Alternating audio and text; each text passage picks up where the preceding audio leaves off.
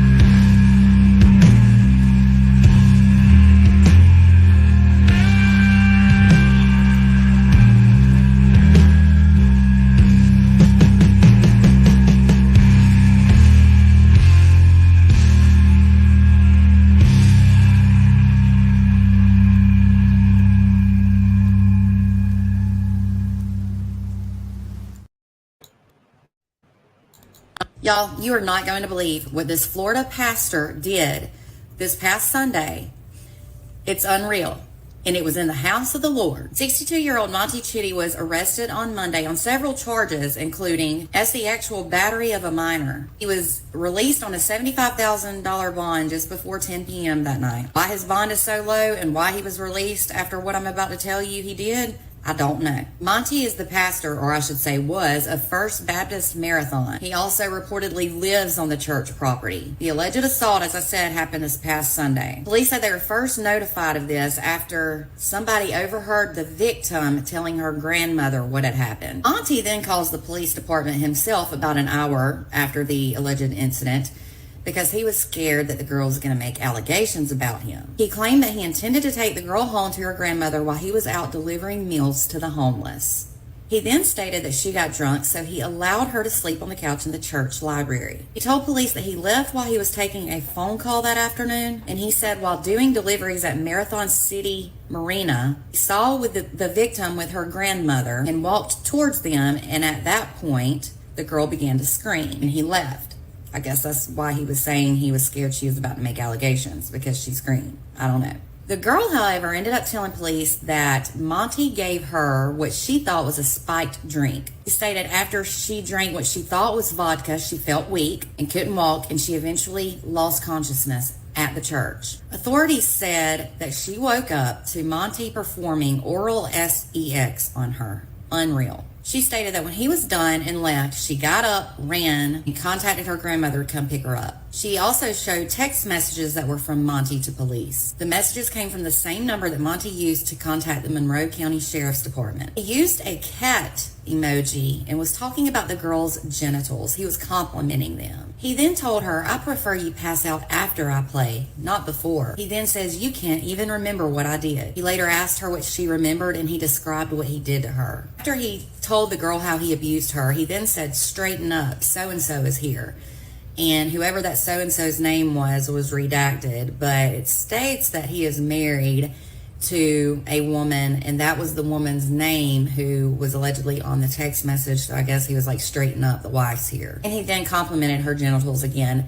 Do people not know phone records are very easy to obtain by authorities? I don't understand this. She replied IG, which is short for I guess, and Monty replied, "Just say thank you." He then went on to compliment the teenage girl's BREASTS and encouraged her to sit on the couch in a way that made it easier for him to perform oral sex on her. He later ended up giving authorities consent to search his phone. Authorities said the text messages matched the ones on the victim's phone, and that the text messages also revealed that he admitted to giving her vodka. He admitted to sending the text messages, but then revoked his right to an attorney and then denied any sexual conduct or allegation. Deputies would end up taking Monty into custody early Monday morning. The victim was given an sexual assault evaluation. The results will be sent to the Florida Department of Law Enforcement for processing. Monty also faces charges of lewd and lascivious behavior and contributing to the delinquency of a minor. This is absolutely just disgusting and unbelievable. Guys, who can we trust if we can't even trust a pastor?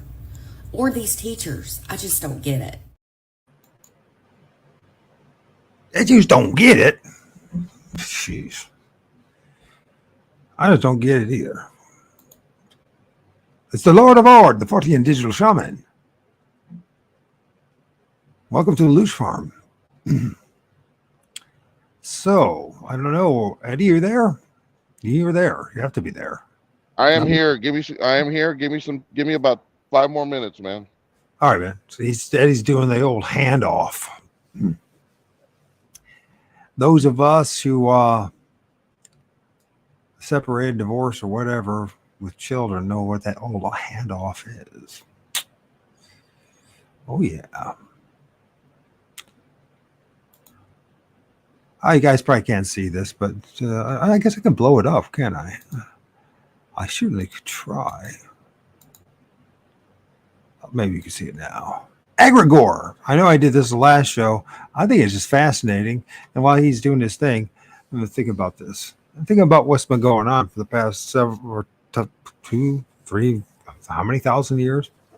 Egregore is an esoteric concept that refers to a non-physical entity or thought form that emerges from the collective thoughts and emotions of a specific group of people. Egregores are an energy complex as well that have been around as long as humanity. Religious egregores are considered the most powerful egregores. An example of a religious egregore is one created by the Psalms, and which expresses thought feelings expressed by ancient Jews. I know something else is an egregore. As Jesus. Turns out this thing they call Jesus that I used to believe in, and so I have to make my amends. And you might be asking, why are you doing this, Mike? Well, I spent years promoting this egregore, and then I finally realized I was promoting, at the very least, a thought form, but maybe even something worse than that. Something much worse than that. Maybe there is the spirit realm, and maybe I help promote a very awful, awful thing, a creature of some sort, a spirit, or I help to promote it. You know what I mean? And I'm here to say my apologies and swallow a whole bunch of crow and make my amends. That's why I keep doing this. I know a year or so ago, I was still pushing the egregore, but today, I know better. And so I know this has caused a lot of people to leave the channels, but you know what? I call myself a truther. So if I find the truth, I have to go where the truth leads me. And if it, you find out that, well, you've been wrong, what do? Do you do what everyone else does and just put your heads in the sand, or what do you do? Do you just deny it? Do you just slowly fade away? Or do you say, holler, listen, this shit that we're worshiping, this thing called JC, Jesus the Christ, it's an egregore.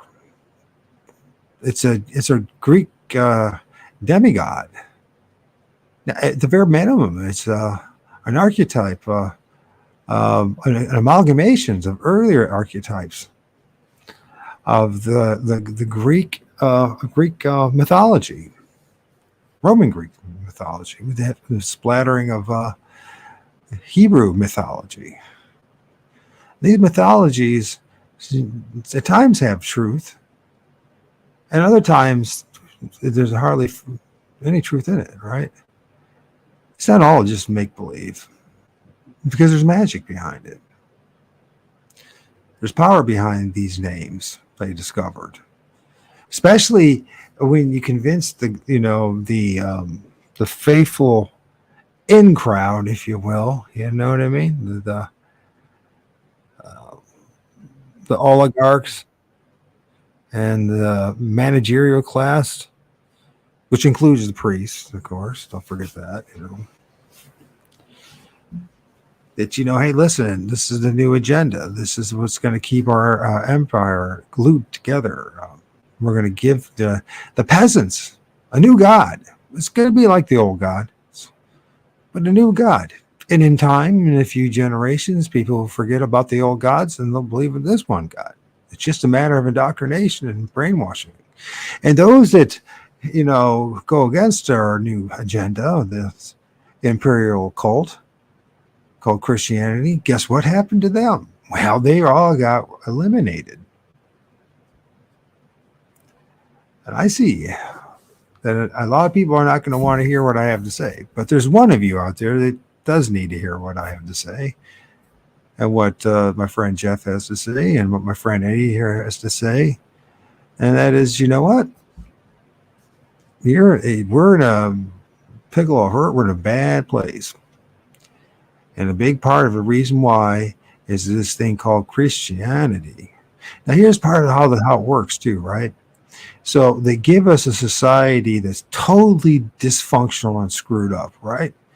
And it's true. Everyone knows this. The politics are messed up. The schools are messed up. Our families are messed up. Workplace, everything's messed up, right? And you know what? And inevitably, because of that, then the worst out of people comes out, right?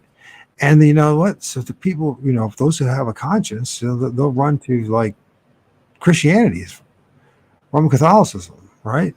It could be any form of Judeo-Christianity, and the Mohammedanism is just not any better, right? So the Abrahamic faith, and I'm not saying the other religions are any good either. Don't get me wrong about that, because I don't think any religion is good at this point. And funny thing is, when I was a kid, I knew this. For some reason, I had to go full circle. I had to go from realizing this as a kid, going through life, getting the shit kicked out of me through life, right? and then having to then run to, because they know this is what's going to happen, right? Because it's all designed this way, right? The whole place is designed to force you to try to force you into one of their cults. They call it Christianity, but whatever. It doesn't really matter. I mean, the fact of the matter is that if it wasn't that, it'd be something. This thing they call it Christianity, right? You see people, they love bomb you. You walk through the front door. There's the music, the atmosphere. You read that book, and they tell you to read this verse and that verse. Of course, you think it's about you, and it has zero to do with you at all.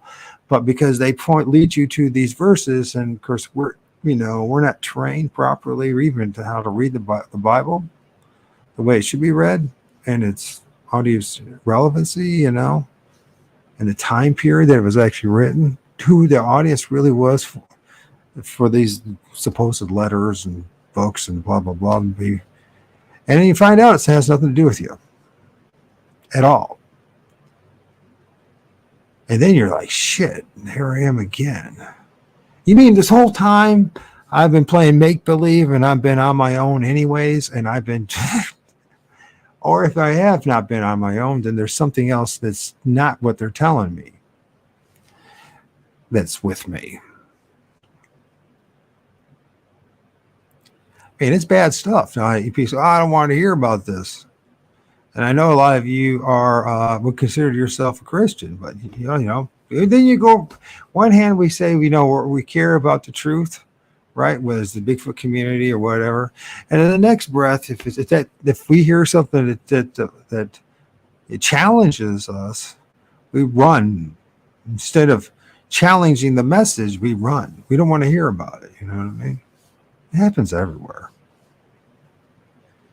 It's quite fascinating when you think about it.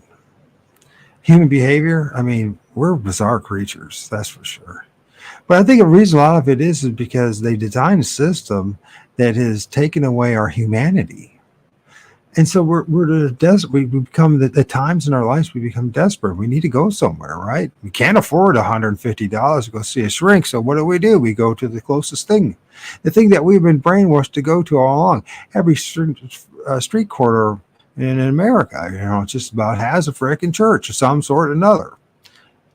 It's like Baskin's Robbins, instead of 36 or whatever, 8 flavors, it's 45,000 flavors just in Christianity alone. What the hell?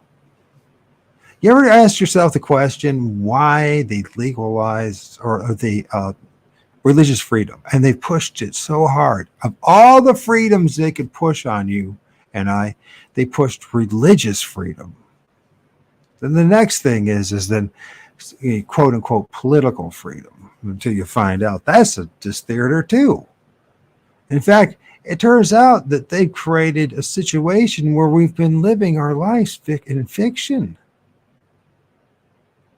This is a shocking reality when you come to terms with that your existence is fictional. You'll say you'll fight back, you'll resist it until you really get honest about it, and you really ask the question, is that true? Is my life really based on fiction? And you damnedest freaking thing. You remember when you were little kids and you were playing and say, when it was recess, right? Or whatever it may be. And there's a sandbox. Maybe your school has a sandbox or, a sewing set or whatever. And, there's a pecking order and all that kind of stuff. And there's always the one kids, and they're always the ones, and they're like the ones that say, well, this is the game we're going to play. And, it's up to you to join it, right? And most of the kids want to be cool and all that. So they join the game, right? Join the game, right? And you're sitting there, that's a stupid game, right? You've ever been that kid that says, you're just looking at it, that's a really stupid game you guys are playing. I don't want to play that game. But, you're also, you're the one that's all by yourself and all that. There's nowhere else to go. So you go back to you join the game anyways.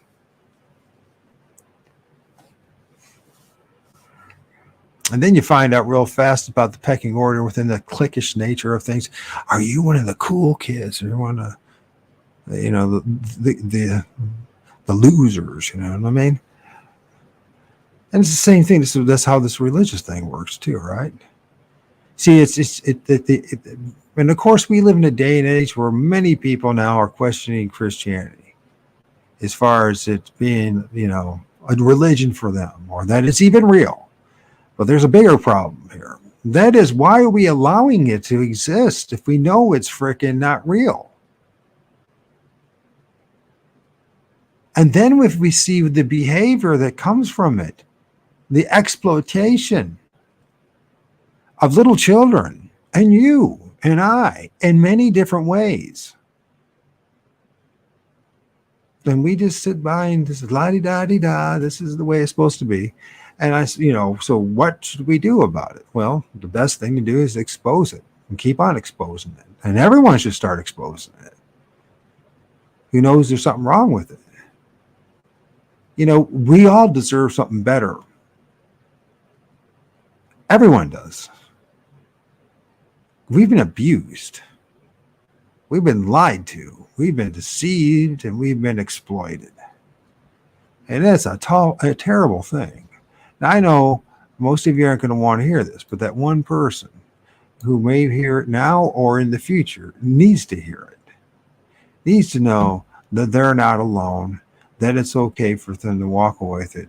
It's okay for them. There's nothing wrong with you. If you see all these things that are wrong with the institution we call religion, you know what I mean? And you're probably being like me, like you're not allowed to talk about this stuff. You just shut up and mind your own business, whatever, right?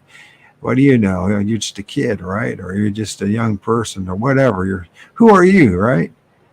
But I knew. I still fell into it because there was no other options. At least no one ever taught me, even as a grown man in my 40s. I still didn't quite get it right.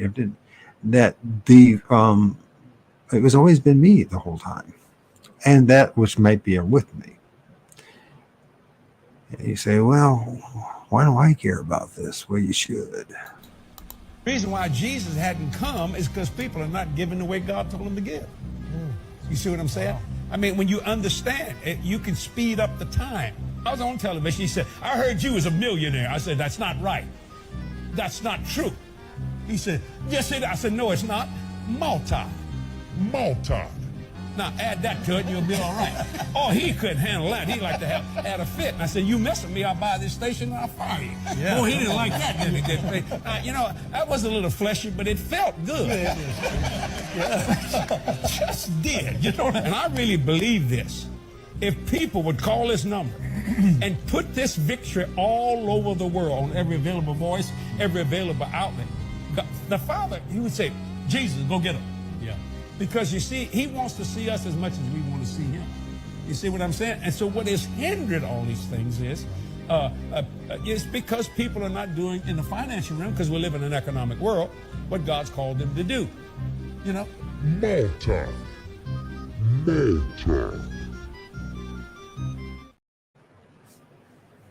Yeah, and just think, if you're the Vatican, then you're trillions of dollars. And they all control us, right? And they use that religion is a big part of it, right? And this thing called an egregore, it's kind of disturbing when you think about what an egregore is. Then you overlay that over Jesus, and you're like, shit, that's exactly what they did to us. They caused the and it doesn't have to be everybody.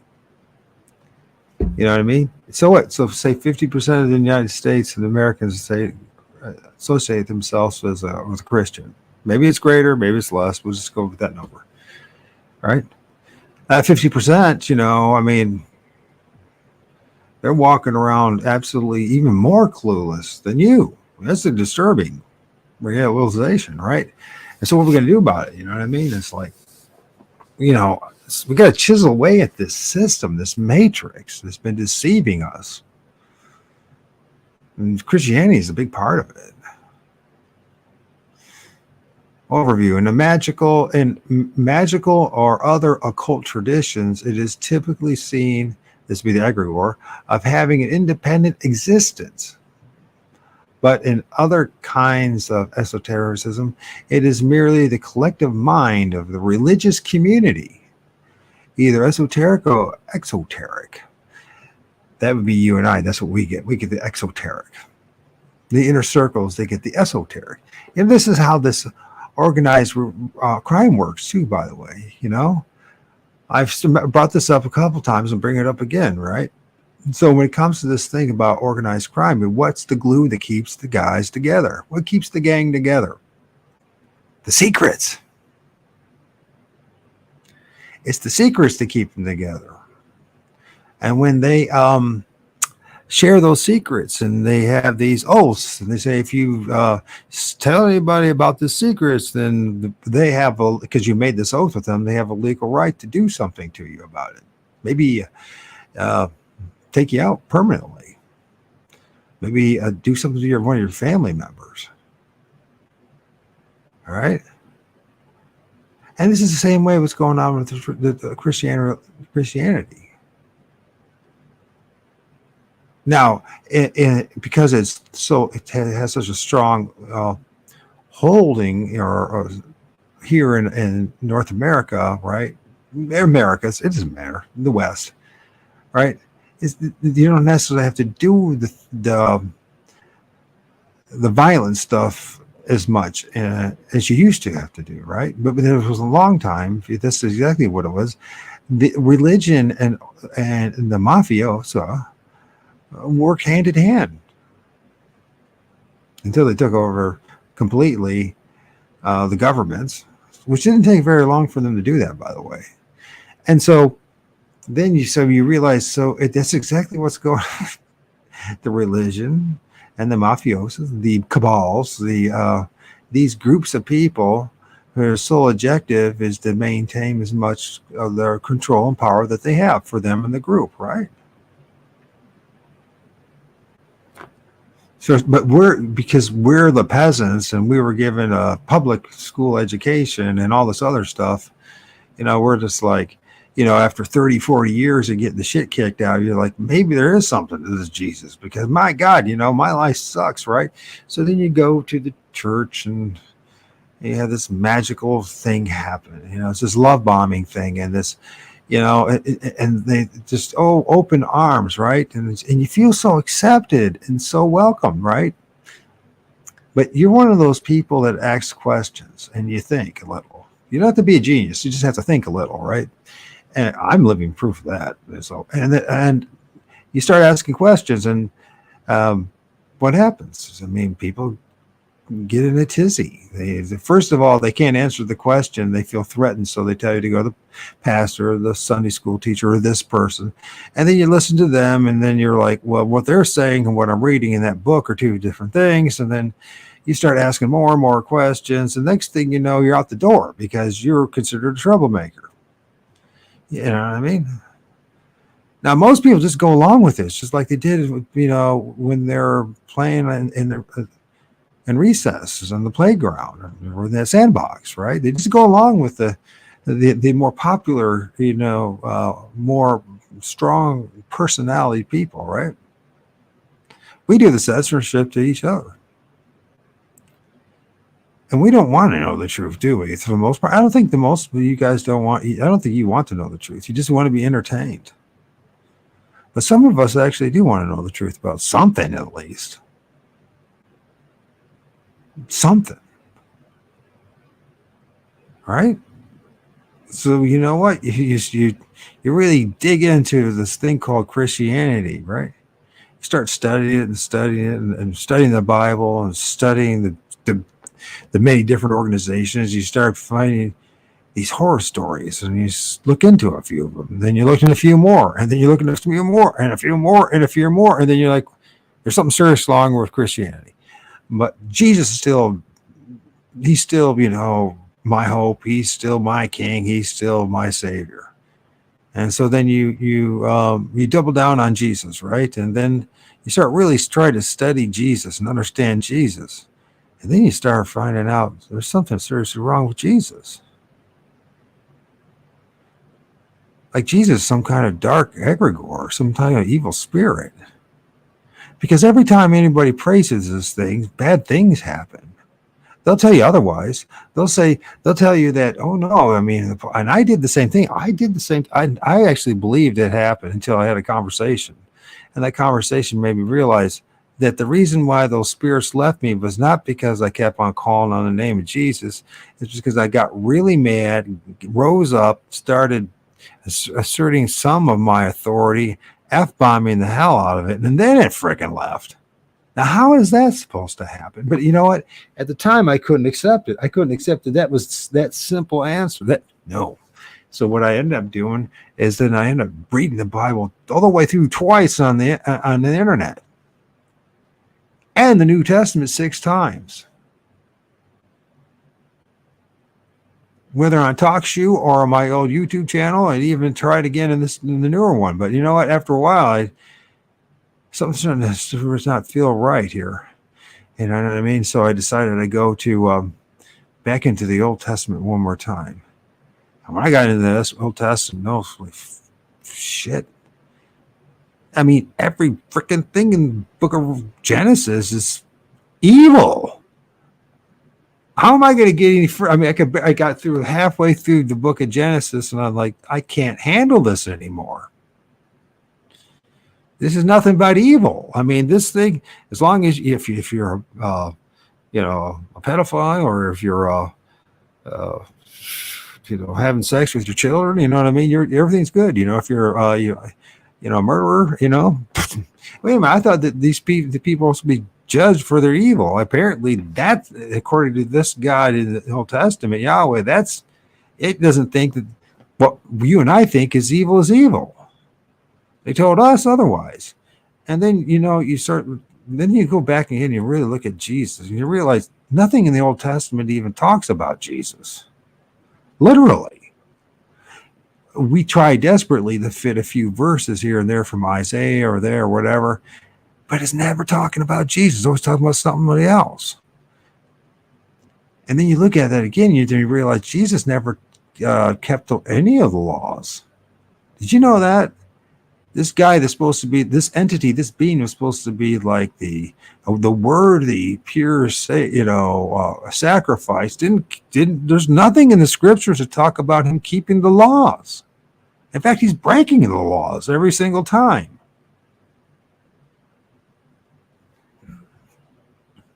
It's pretty damn wild when you think about it. So then you really start looking into this stuff, and it's just like, Jesus didn't come to bring peace.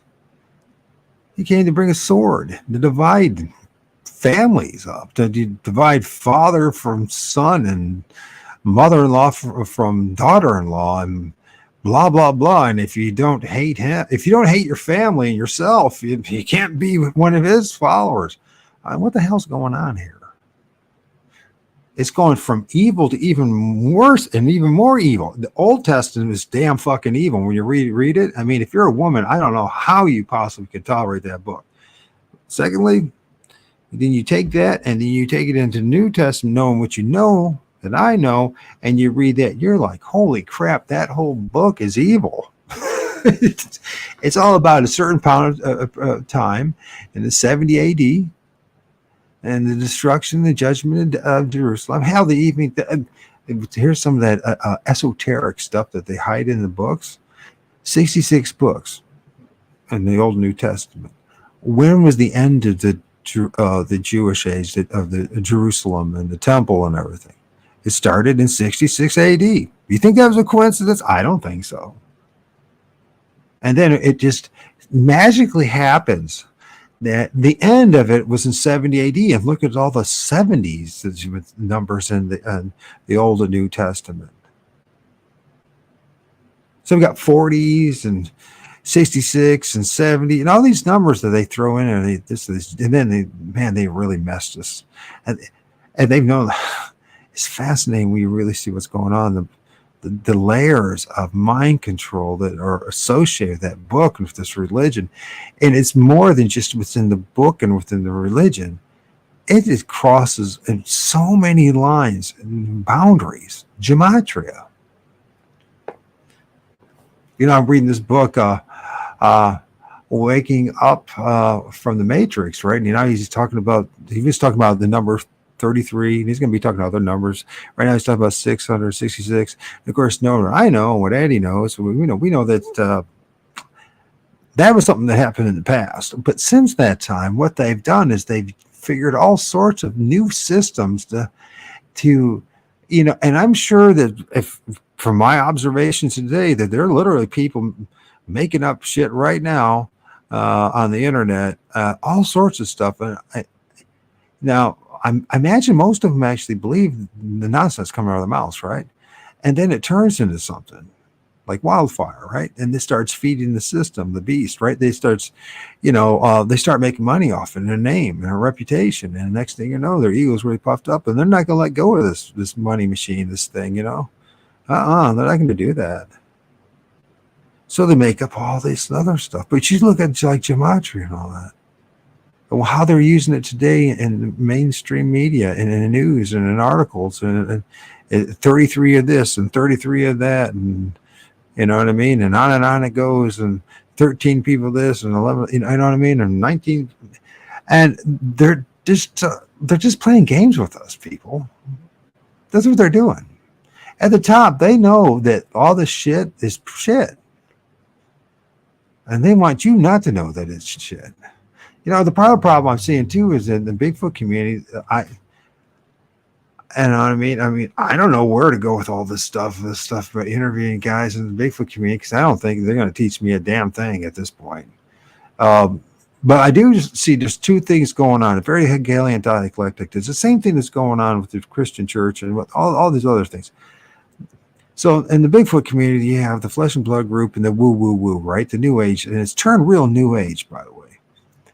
And so that's the Hegelian dialectic, right, left paradigm. It turns out that neither group is really right about what they're talking about.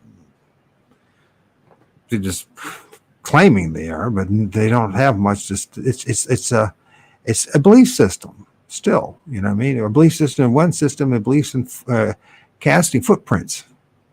And the other one, it's the magicals, the woo-woo side of it, right? It's the interdimensional spirit things, right? That's where I get caught in the middle of this thing, because I know there's something out there that seems like spirits that I'm filming in. But to the same token, it's also the flesh and blood stuff ain't working out either. So, but this is religion too, right? For a great example, Hegelian dialectic, there's the Protestant Reformation and the Counter Reformation, right? Guess who conjured up both sides of those things? The same buddies and guys who are going to school together anyways. Why did they use that? Well, because you know what? By the time it was to spread, the empire to the Americas, people were sick of Catholicism. They are so sick of all the corruption, the abuse, extortion. Hell, and if you didn't go along with it, guess what happened to you? There's a good chance you weren't going to live. You were going to even breathe take another breath of air. If you were lucky and you had influence, they'd just take away your property, throw you out on the street, right? You're gonna go along with the program, or else, buddy.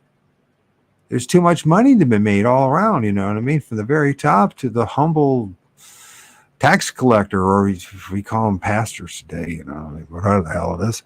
But and their real job in pastoring is to see how much money they get. We just did that one TV evangelical multimillionaire bragging about it in people's faces, and it's no shame, no problem about it. Literally, nothing wrong with it at all. Meanwhile, if he drives past people that are homeless and people, he knows, I'm sure he's running, and he just snubs his nose and says, because, it's one of the funny things that happens to us too, right? Is financially. Whenever you have a lot of money, something changes in you. It happens to all of us, right?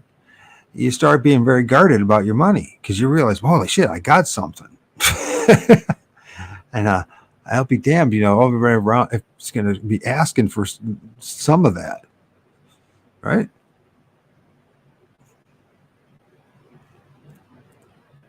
And so it psychologically changes you. You start thinking differently. You start thinking you're better than the person who's not, the blue collar worker, the person that works 2 or 3 jobs, the person that can't work 2 or 3 jobs, right? You say, there's no way, I earned my money. The hell with you, right? And he probably did. But that money changes us. And that's part of the magic too. That thing we call money, oh my God. I mean, that's dollar bills, those coins, those numbers on a piece of paper or in a computer screen. I mean, it changes everything about us. Just like this egregore thing, this belief in Jesus, right?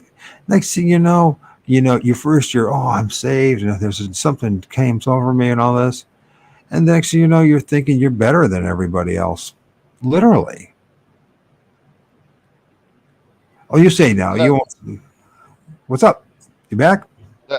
yeah, that's where Christianity has taken that wrong turn.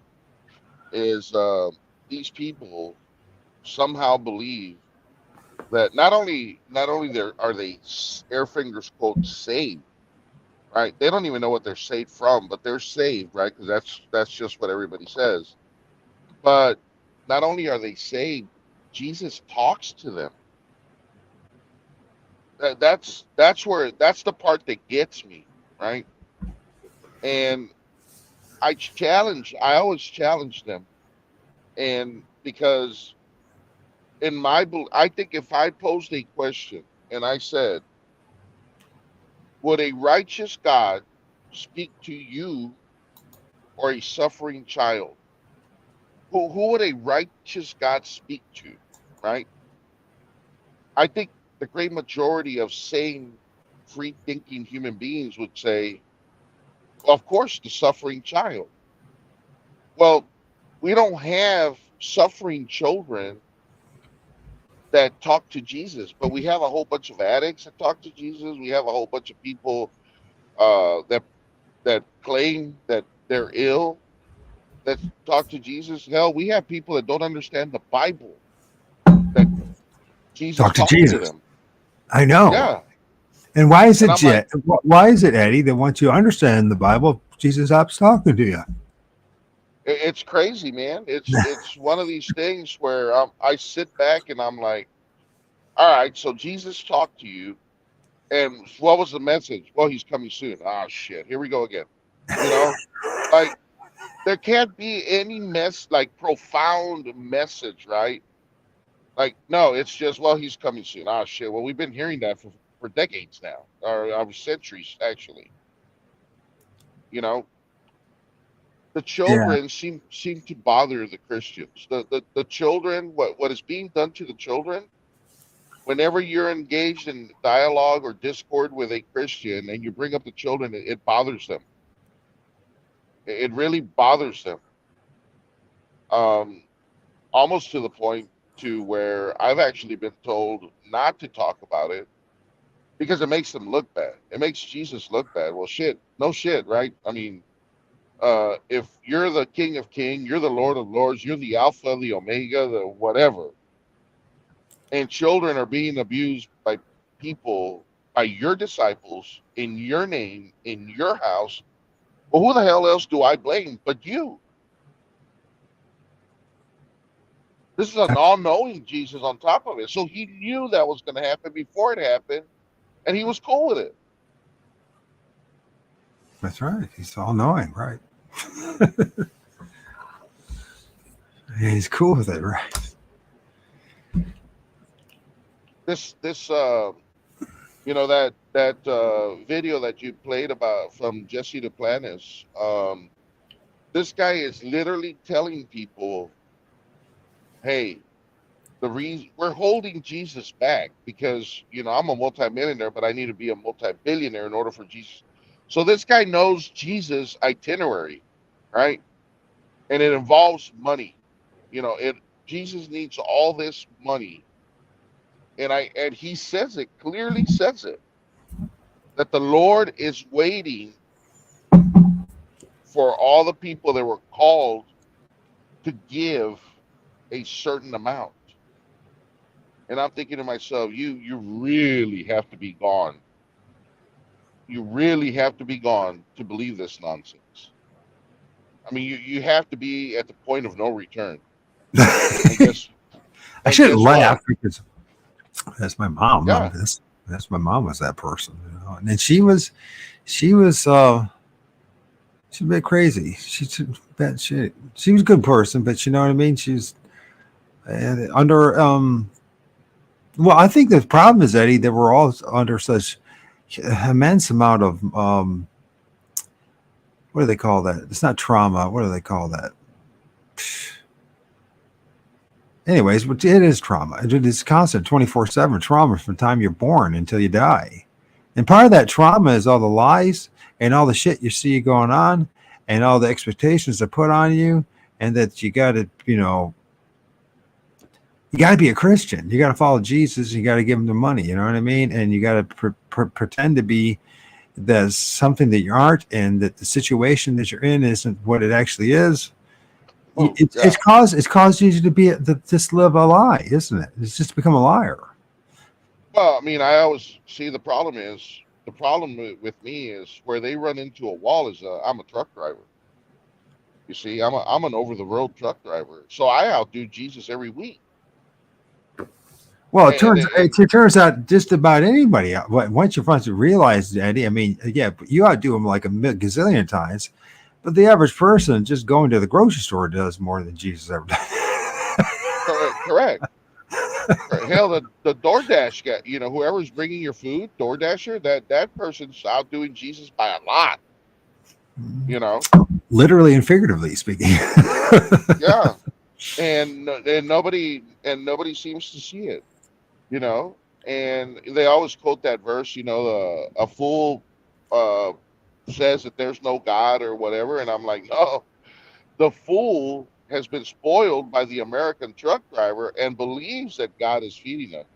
But I promise all these people that if we decided not to turn our wheels for 2 days, you'd be begging us to get going because Jesus ain't showing up. Or you I start know, pray to Jesus, and you're going to starve. yeah. I mean, Like it's everyone it's else did before you. yeah, Yeah. it's pretty obvious, right, that Jesus doesn't show up. I mean, every day we have those gatherings that start out something like this: "Dearly beloved, we are gathered here because fucking Jesus didn't show up, so we're gonna plant another one." You That's know? that's there's more truth in that statement that people can imagine. Jesus didn't fucking show up. Ladies and gentlemen, a little secret. Jesus said he's going to show up in his generation. And since then, how many Uh, hours, how many minutes, how many days, how many years, and we're still waiting for that son of a gun to show up or whatever. Show up for the first time. God knows, who knows what. But apparently, Jesus doesn't know how to tell time. well, I mean, they always quote that the Peter, right? Years is 1,000 days, yeah, 1,000 years.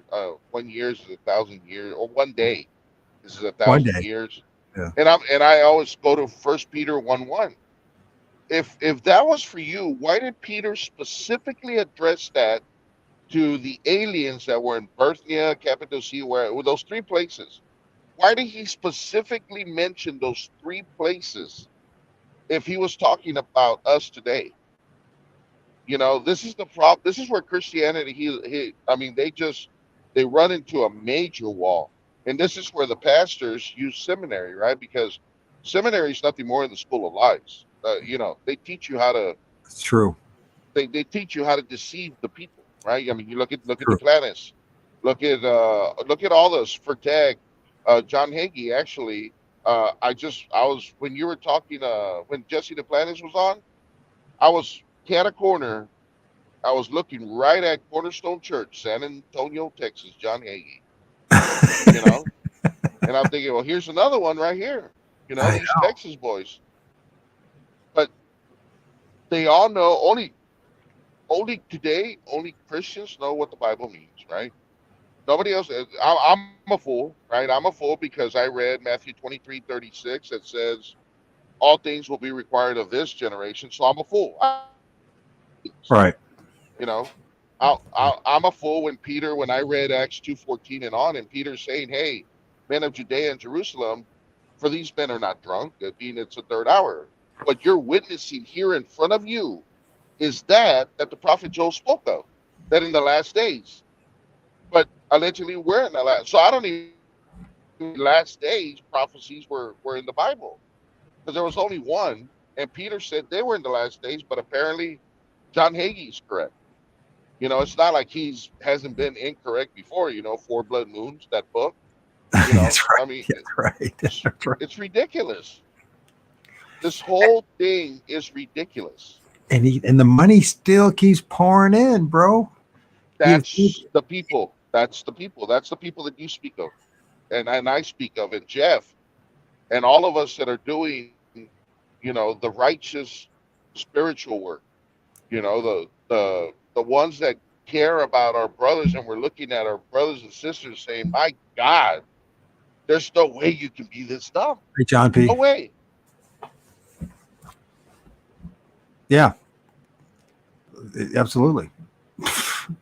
I mean, it's so it's just so this egregore, this thing called Jesus. I mean, the power is shocking. It's all talk about the trickster spirit of trickster spirits, right? I mean, to be able to fool billions of people. Well, then again, then there's Allah too. So I guess it doesn't matter. That's he's might actually outdone him, but whatever. It's still the same old situation that we're in, right? I mean, this whole thing about people living in a delusion, in a lie, in fantasy. Well, And then, if you think about it, go ahead. you mentioned a lot, right? I have a lot of Muslim brothers out here on the road, right, and truck drivers, and not one out of the hundreds that I see every week, not one has ever come up to me and said, "Hey, man, can I talk to you about Islam?" Not one, never. But the Christians are constantly telling people, "Hey, you need to get saved." And I always ask the question, from what? What are we getting saved from? What is it? The microwave? What is it? You're gonna go to hell, Eddie. You're gonna go to hell. Yeah, well, I mean, I guess we're You're gonna gonna go to end up in hell. hell. I mean, geez, this God loves us so much that he puts us all in this Well, delusional there's this state and then tells us we're going to go to hell if we don't believe in something that supposedly happened 2,000 years ago. correct. And It's so think about it. There's this pastor, and I have a video on my Holyrollah425 TikTok account. It's pinned. This pastor said, "You're blaming me." No, he said, yeah, he said, "You're blaming me for what somebody else did. That is the common sign of a narcissist." And I'm like, well, then you're a narcissist. Yahweh's a narcissist, and so is, because you are blaming us for what Adam and Eve did. He burned himself. He literally burned himself. I never heard back from that pastor again. He said, if you blame somebody for what somebody else, you're a narcissist. That's what he said. Well, that's exactly what the Christian church does. They blame everybody else for what Adam and Eve did. So according to that pastor, it's narcissism. Well, a narcissism says here. So it's anybody else that might see this. A narcissism is a personality style that involves being overly preoccupied with oneself and one's own needs. Yeah. So what's the average person that would end up falling into the snare or trap called Christianity be focused on? Themselves and one's own needs. And so I think that what it does is it snares narcissists. It's a very narcissistic religion, right? A very selfish one.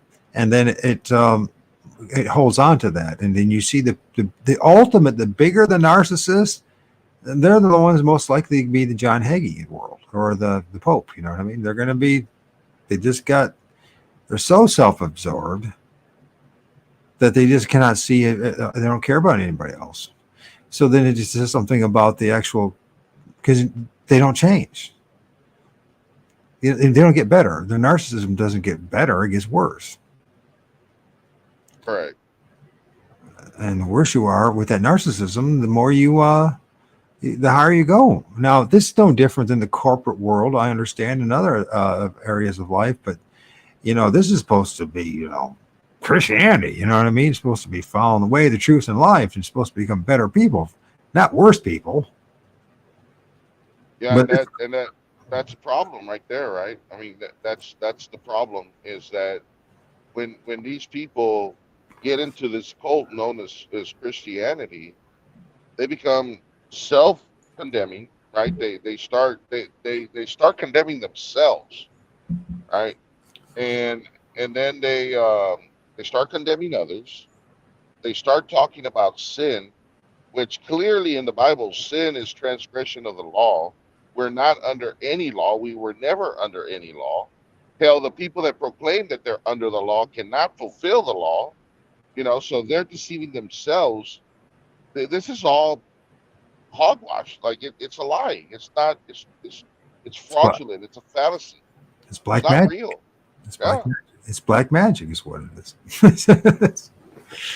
I keep saying that. I mean, that's exactly what a black magician would do to you. That's the But whole purpose of doing it. what's funny is I've been caught up in I believe it's Acts 12, the son of Jesus, Elymas, right? Uh-huh. Talks about supposedly he's a sorcerer.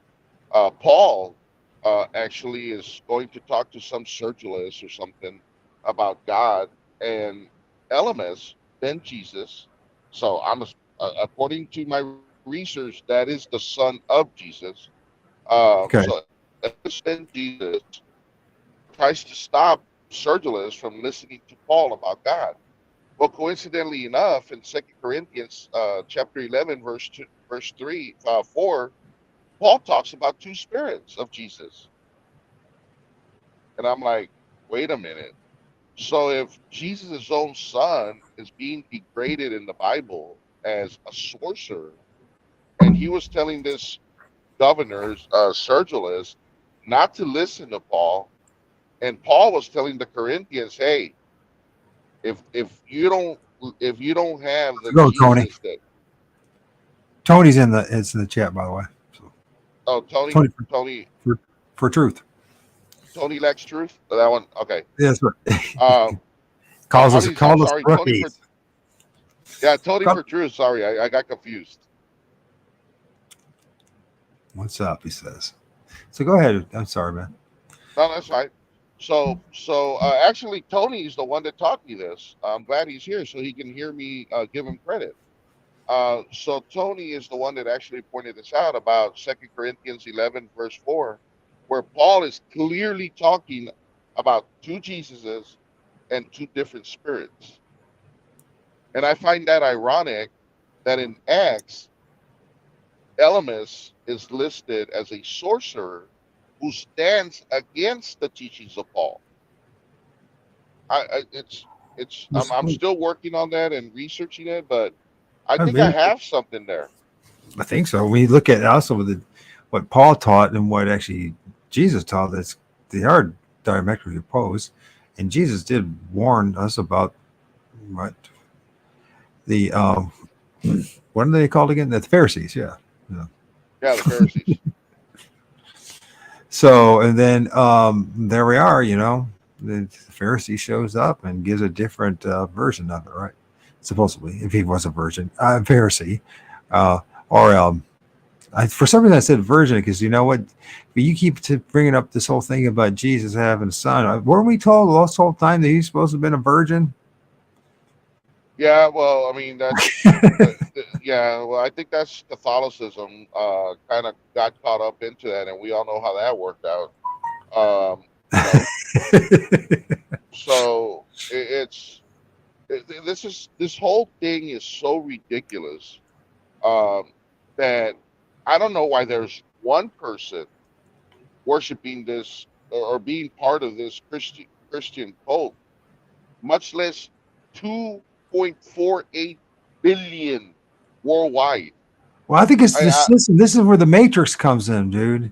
This matrix is designed to force you into one of these religions, or to be some, or to go, become an atheist or whatever. But it's that's why they emphasize constantly religious freedom.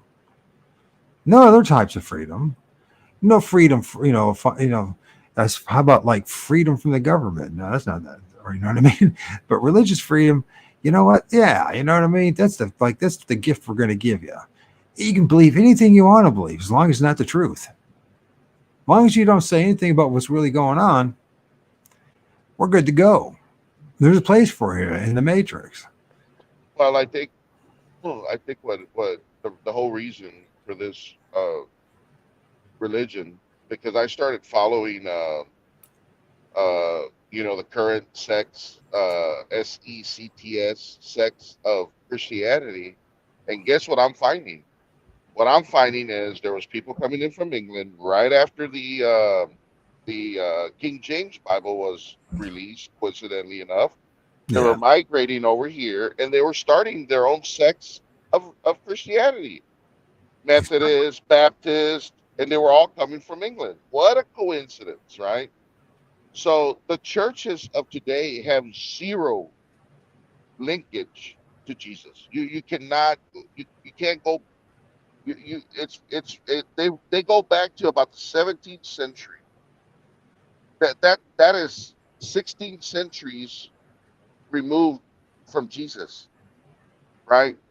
So how the hell in the Council of Nicaea they were trying to figure out in 325 AD they were trying to figure out who Jesus was and when the hell they should celebrate Easter, right? Because that was important. So 2 centuries after Jesus walked this earth, there was a council that didn't even know who the hell Jesus was. That makes no sense. 14 centuries later, now these guys after King James got the Bible straight, now they know who Jesus is, and they thus started the Jehovah's Witness, the Mormons, and all these different sects of Christianity. So don't you see the problem there? They didn't know in the fourth century, but they've had it all figured out in the 17th. Yes, It's it's amazing what time does for you. yeah, right. I guess that old cliche. You go you. It's ridiculous. The first people, the people closest to Jesus, had no earthly idea who this dude was. I mean, look at the Gospel of John.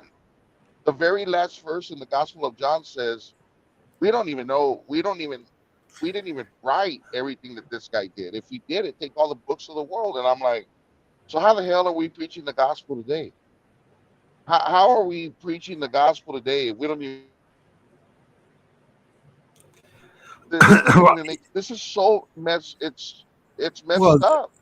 so and there's this thing that through time and generations. So we are born in this world with amnesia to begin with, right? And it seems like collectively too, we forget about what happened. It's like it's this is how easy it is to be manipulated, right? You can take a child from his parents and his family, put him in another part of the world, and within they will not know. They might have just a faint memory of any of it, right? But the next generation, there's no memory at all. Think what I'm saying there. Think about that. So it's like this is what you do, right? When you're spreading your empire to the west, right? So there's this promise of escaping from Catholicism, right? And all these people were coming to the Americas for a new opportunity, new way of life, maybe a hope. You know what I mean? Because it's extremely impressive. Back then, it still is, by the way, but in Europe, it was just terribly impressive, right? I mean, they were literally England had a tax you on air, literally air. there was a tax on air. So this is how bad it was there, right? So, and they're watching what, who are the people that are living good and high on the hog, figuratively speaking, and it was the priestcraft, and it was those associated with it. And they're like, well, shit, I'll start my own religion. It makes all the sense to me why they would do it, right? Initially. And then, what? They use these new religions like the Mormons. I think it was a. What's that? What were we going to Well, I say, think Eddie? it was a power grab. I think it was a power grab. Individually or collectively or for the England? No, I think it was an individual power grab. I think when Joseph Smith said, "You know what? The heck with you all. I'm going to go form my own religion." I Absolutely. think it was But then all. what happened was when it ended up in Nauvoo, Illinois, and then you know what? Now the Jesuits got involved in this. And they encouraged them. And they encouraged them and said, you know what? We're going to give you money, finances, and all that, because they're having a problem, Eddie. And that was nobody wanted to go out west. Why is that? Well, they heard all about the Indian Wars, and they already heard about how hard it was out west, the plains and the west and the mountains and all that. And they had their communities here on the eastern portion, the eastern side of the Mississippi. They had to find some way to get people to migrate out west in greater numbers. They focused on the Mormon Church because they saw how the dynamics. Here's a guy who made up a whole new, literally plagiarized chapters and verses and everything out of the Old New Testament, and then created this whole story of places and names of towns in the Burnt-Over district of northern New York, the city of New York, or not city, the state of New York. And they're like, wow, if they can make these and get all these people to do this stuff, and the dude even has more wives. I wonder what they could do if by using that as because people didn't want to serve Rome for this, right? They didn't want the Roman Catholic Church wasn't going to motivate them to go out there, right? And you need to have something to glue the people together, you see, because if it's all just about me just getting my own, well, you know how that is. After a while, everyone splits up, and that ain't gonna last very long, right? You know what I mean? So they needed a religion. So they chose, perfect religion would be Mormonism, and it was, and it helped settle the West. If it wasn't for Mormonism, nobody would I wonder how much longer it would have taken to get people to move into Utah, Arizona, Nevada. Who the hell wants to live in Nevada? But those Mormons did. They did because they were totally convinced and brainwashed that was New Jerusalem. Did you know that? That's New Jerusalem. Yeah, well, there's people right now that Jerusalem. I've lost track. We've almost covered the entire globe, and everybody. It's like the Antichrist. It seems like every year we have a different Antichrist. It's like nobody. The message is so convoluted. It's so weak. It's so done. But for some reason they got Christians filling up churches. Well, that's because it goes back to how they set up this matrix. People. This place is a tough place. We know that, right? You've been around the block. We've both together over 100 years of experience living here, right? It's not an easy place. There's a lot of hardship and pain, and people come out of the public school system not having a clue who they are. Skills? What skills? You know what I mean? And so, so they're just set up for failure after failure after failure, and then after a failed relationship and everything else, a lot of them go to the church because there's nowhere to go, or then it's indoctrination, right? People do they do the most logical thing. They compare the world and say, well, it's really shitty out there. Maybe there is some hope. Maybe there's some something to Jesus and all that, right? But they don't really put the time because what that means is, Eddie, they're going to end up like you and I. Correct. And they don't want to deal with that. They rather live in the lie. This is the reason why it's been lasting for thousands of years. I mean, and just think about the Romans and the Greeks. They took the worst of everything that they ever found and incorporated into their state religion, right? It's worse for the average person, that is, right? It was perfect for them to stay on top of things. But for the rest of us, whew, I mean, why do you think they took out our ancestors? You know, the ones that talked about spirits and all that, and ancestral spirits and all that, they all got wiped out, didn't they? And Well, not only, yeah, them, and then, look what happened in Salem. And guess what? Whose name was it all done under? the holy Jesus, holy Yep, bejesus, yep. or Yahweh, depending on it, or it could have been Jehovah. You know what I mean? It all depends on who you are, right?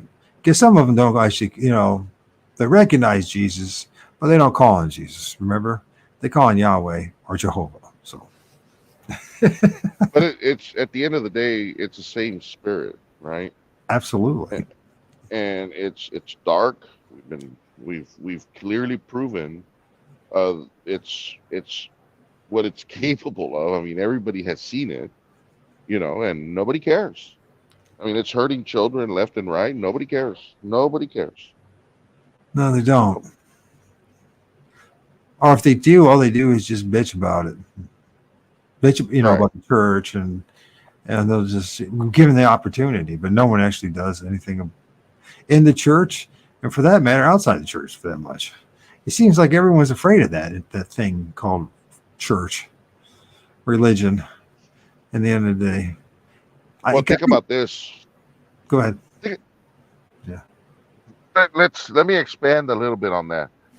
So, why do they hurt? Why do they fear? Right. So if I'm hurting, right, and I'm about to lose my wife because I cheated with the chick at the office. or what we just heard earlier. The teenager, the teenage girl. Yeah, Yeah, somebody's yeah, cheating. All right. yeah. And so I go to my pastor, right? And I start confessing everything. Well, how the hell can I leave that church? This student now knows what I did, and now he knows my wife. You know, why would I leave the church? I can't leave now. So they kind of got you, right? Because you're in a position to where they know your secrets, your innermost secrets. That's right. The confession booth, the same thing, just like in an organized crime, man. Yep, That's what it yep. is, man. They know And, your and secret. correct. And I'm not here to bash Christians, although I will if you want to start, talking about how I'm lost, and I'm not lost because I feed Christians. So I end up like tomorrow when I take off, I know I have to go from Far Texas to Louisville, Texas. Saturday, drop in Hook. I drop the trailer I got loaded. I pick up another loaded one, and I'm going all the way to Long Island, New York, in that area. That's right. So I'm not the one that's lost. Places that I'm going Yeah, to. you can't The problem literally and is that figuratively afford there's to be lost. You're a truck driver. One, correct, one group of people that can't exactly, afford to be lost. correct. And these people are so indoctrinated by, the these these masters that they have, which are called pastors. I mean, I heard Jesse Duplantis say, "My wife needs a jet," right? And the congregation was like, kind of discussing it amongst himself, and he's like, "Hey, don't you do that? Every one of you has a his and hers car, right?" And I'm like, "This son of a gun," you know. I mean, a his and her car is different. What's amazing that But it works on an adult mind that way, which just says how many of those people suffer from extended adolescence to begin with. That's the reason why they're there. You know what I mean? He never grew up. You always say about a Christian man doesn't have any balls. I mean, you know what I mean? Maybe it's because of the extended adolescence through school and and the jobs and then religion. And the way the whole place is set up. I mean, how many of us are ever going to go venture? How many of us are ever going to be anything like our grandparents? Even have the opportunity. You know what I mean? Of homesteading, of breaking ground, of building their own home. About you know what I'm saying? You know, a lot of the manly things that constitute being part of manhood have been slowly taken away from us. Don't you notice that? Do you notice that? Have you noticed that at all? I have noticed it. I'm not saying that it can't happen. I'm not saying that people. I'm just saying that for the most part, I mean, most men, they live like, well, they don't live like men.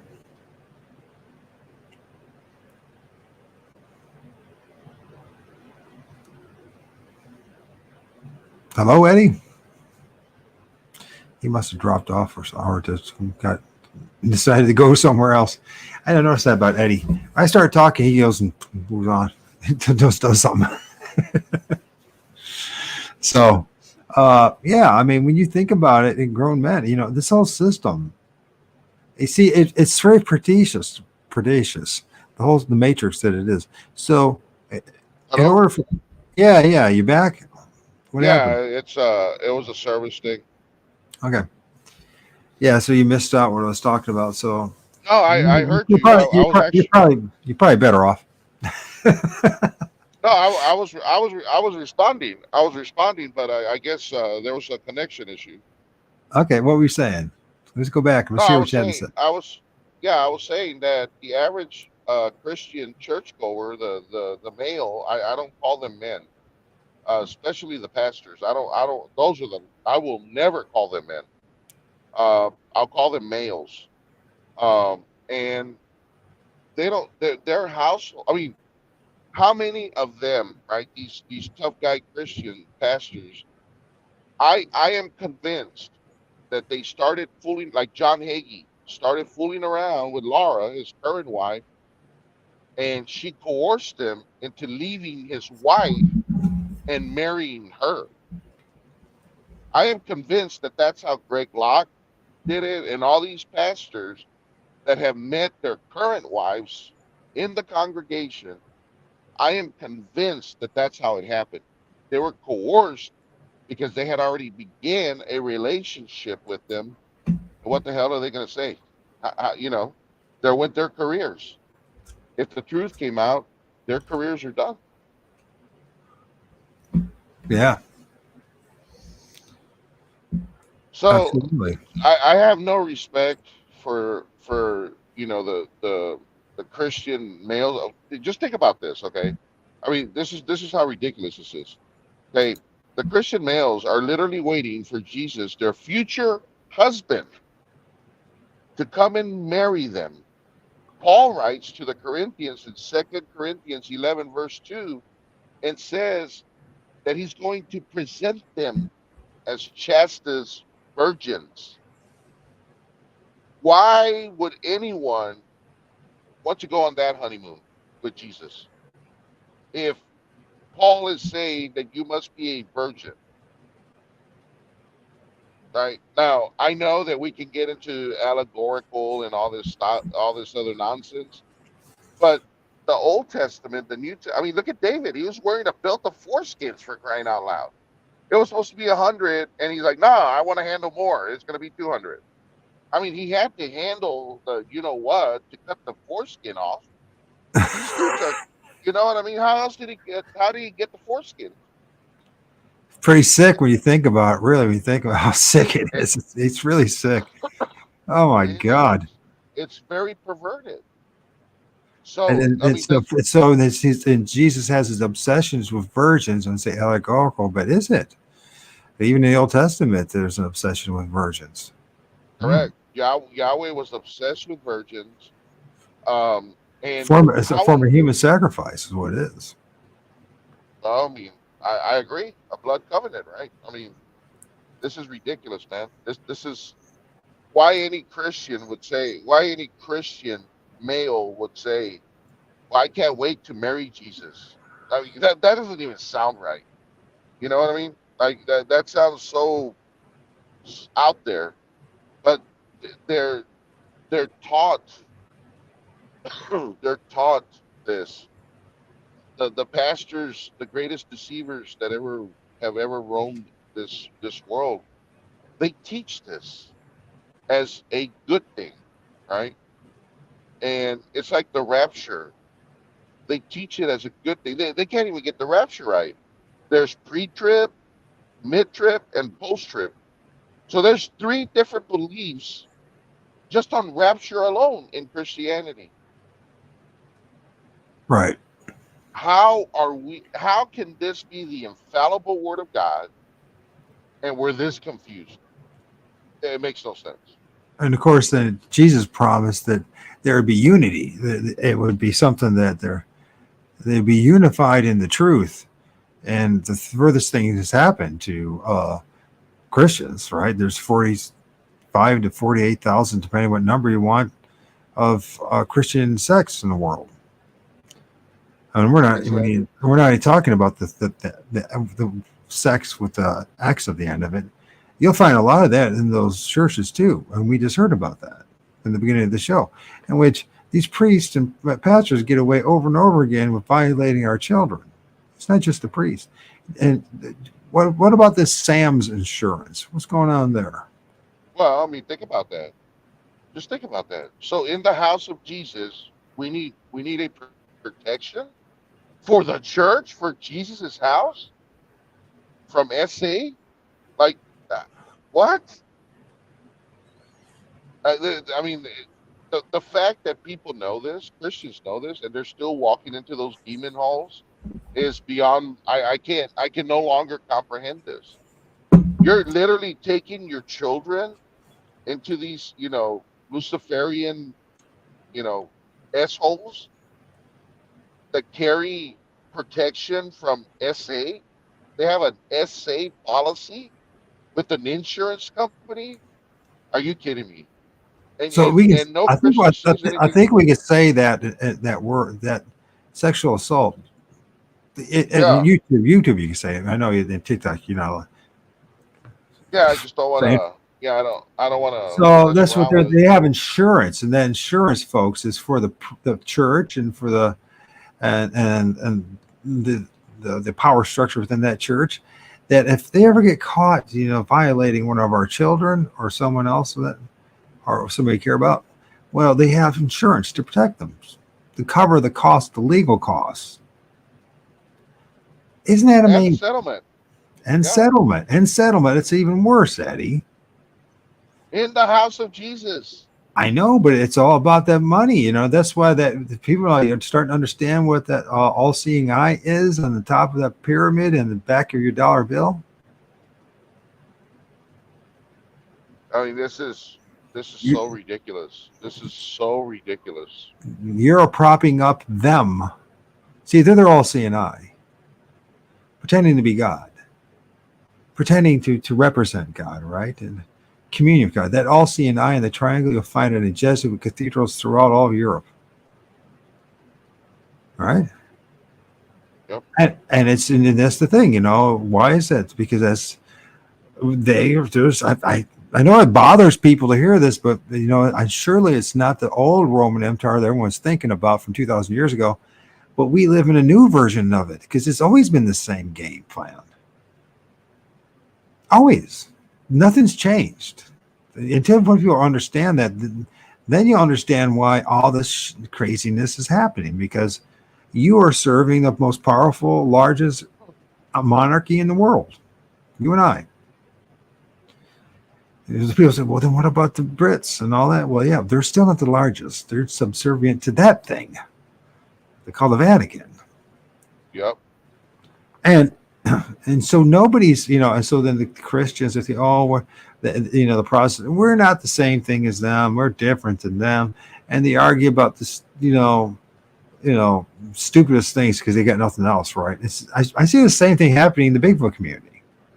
The cult of Bigfootery is what I call it. It's the religion of Bigfoot, right? I see it happen right before my eyes because all things I've studied, I see the exact same thing happening there. But I know that's not what we're talking about today, but the point is that they use this religious systems to control us.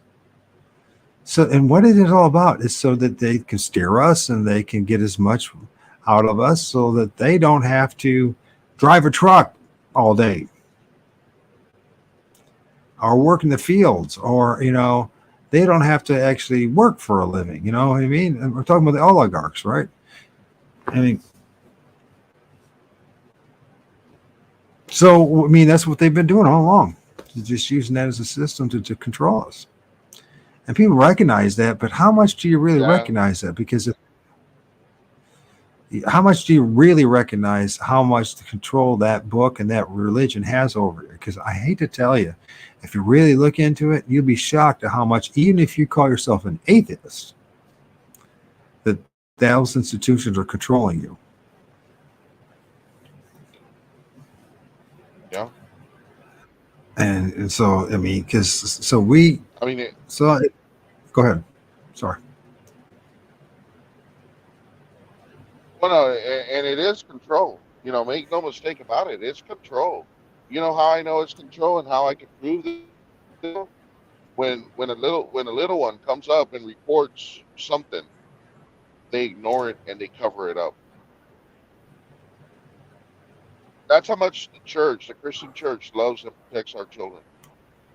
I've spoken to many people who are now adults, some of them sons of pastors, who were crying out to the church. And guess what? They were just told to pretty much suck it up and remain silent. Is that the way, the truth, and the life? Is that how that works? Yes, Eddie, that's exactly how it works. Yeah, that's the problem. That's exactly world, how it works. Yeah.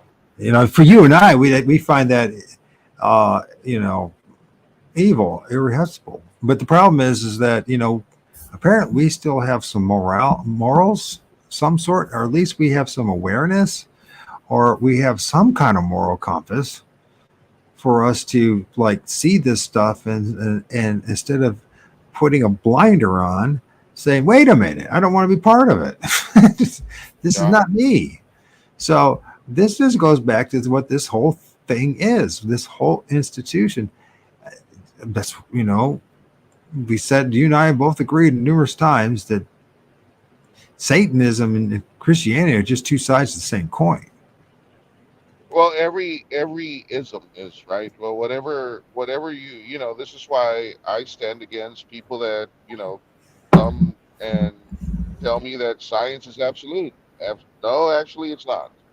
Uh, I don't believe in science either, because for every PhD that says one thing, I can find another that says quite the opposite. Right. So we have problems. See, in this country, we've been labeled as having a hate problem. We don't have a hate problem. We have a truth problem. We cannot be honest. We're not allowed to be, right? Yeah, we can't, because money controls our mouths and our tongues, right? So if I'm a prestigious, doctor of whatever, and some, investor wants to make money off of me, well, they're going to shoot a few million at my way, but I have to say the script, right? Right. I have to believe now what they tell me to believe, and I have to say what they tell me to say, and that's what's happened. We are now we're reaping the end result of that, and that's exactly what happened with the Jesus movement, in the 70s. The what is it called? The Satan, what was it? The Satan scare in the 80s. Whatever it was. Satanic panic or whatever the hell. Yeah, satanic panic. Yeah, I knew there was a rhyme. So, and they brought all these evangelists out, and all it was to what? Bear what fruit? It was a money tree. That's all it was. Nothing happened. We didn't get any more righteous. We actually became more corrupt under Jesus. Shocking, right? We as a country became more corrupt, more adulterous, more disrespectful, more everything under Jesus. And it Makes no seems to be, sense. It makes zero sense. unless we're dealing with an evil spirit, an evil egregore, or some kind of black magic in which calling upon that thing diminishes one's power. It takes away from one's own Well, how can individual we authority. correct? How can we deny that it's not? If I tell you my it's okay,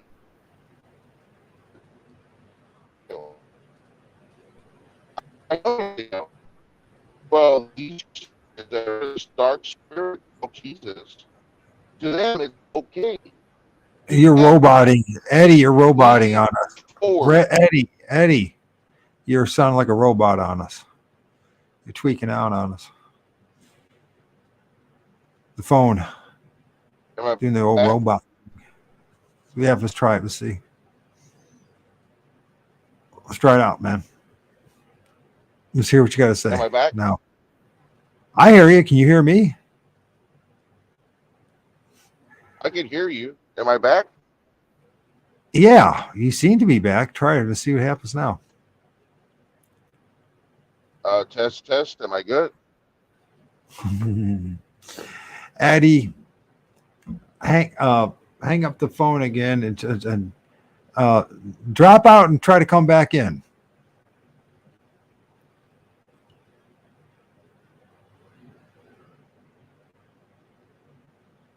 Eddie,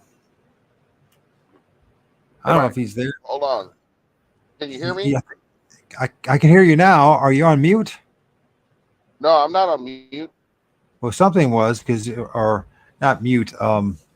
Whatever was going on with your headset or whatever. I mean, I was talking. You said you couldn't hear me, so there was no response. Let's put it that way. So, anyways, we were talking about stuff, and then you went robot on us, and then you couldn't hear me. So now you can hear me. So what were you saying?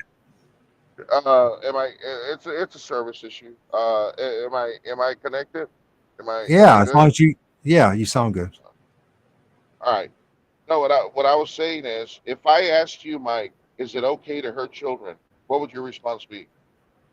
Hell no. Exactly. Any sane human being would say no. Christian says, well, is it going to affect the church? If it's going to affect the pastor of the church, Jesus, then we're going to have to put the child aside because we got to press forward with Jesus. We got to peddle the lie. You see what I mean? Right, because yeah, I understand completely. Yeah, it's disgusting, is what it is, and it just goes to show you how absolutely evil that actually is, the whole thing. So, let's see, Eddie. We've been doing this for an hour and a half. If you want to keep doing it, we can, but I need to take a break. I'm going to play some music. It's up to you. Would you like to take a break, play some music? I got to pee, man, and then I got a cigarette. So it's going to take we'll play some music, then we'll play a couple videos, and we'll get back to Eddie. And then, that tweaking, that robot stuff came back. So I don't know what's going on. If you're walking around or if it's location thing, just let you know. So sometimes. Location thing. Can you hear me? I can hear you. All right. But it's yeah, like, go ahead and do that. And yeah, go ahead and do that. I should have better service by the time we get back on. All right, bro. Let's see. What should we play? I want to play some drama.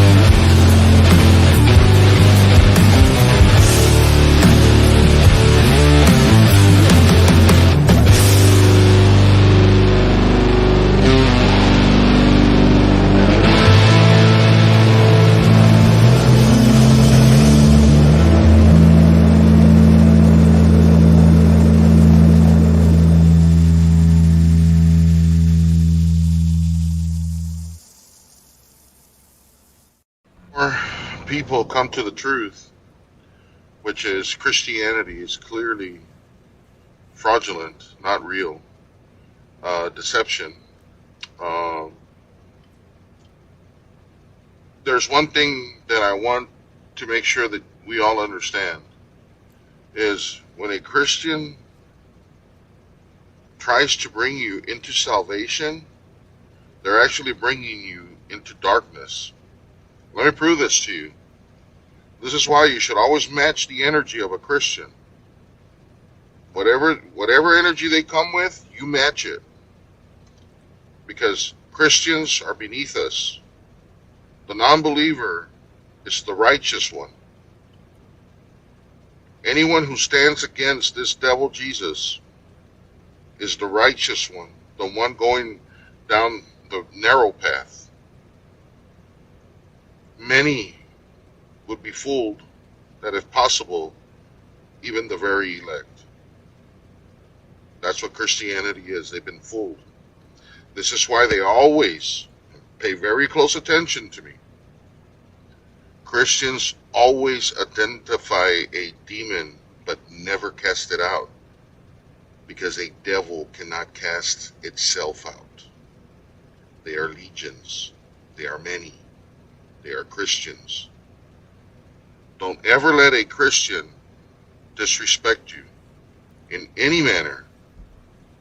You respond accordingly, and you match their energy.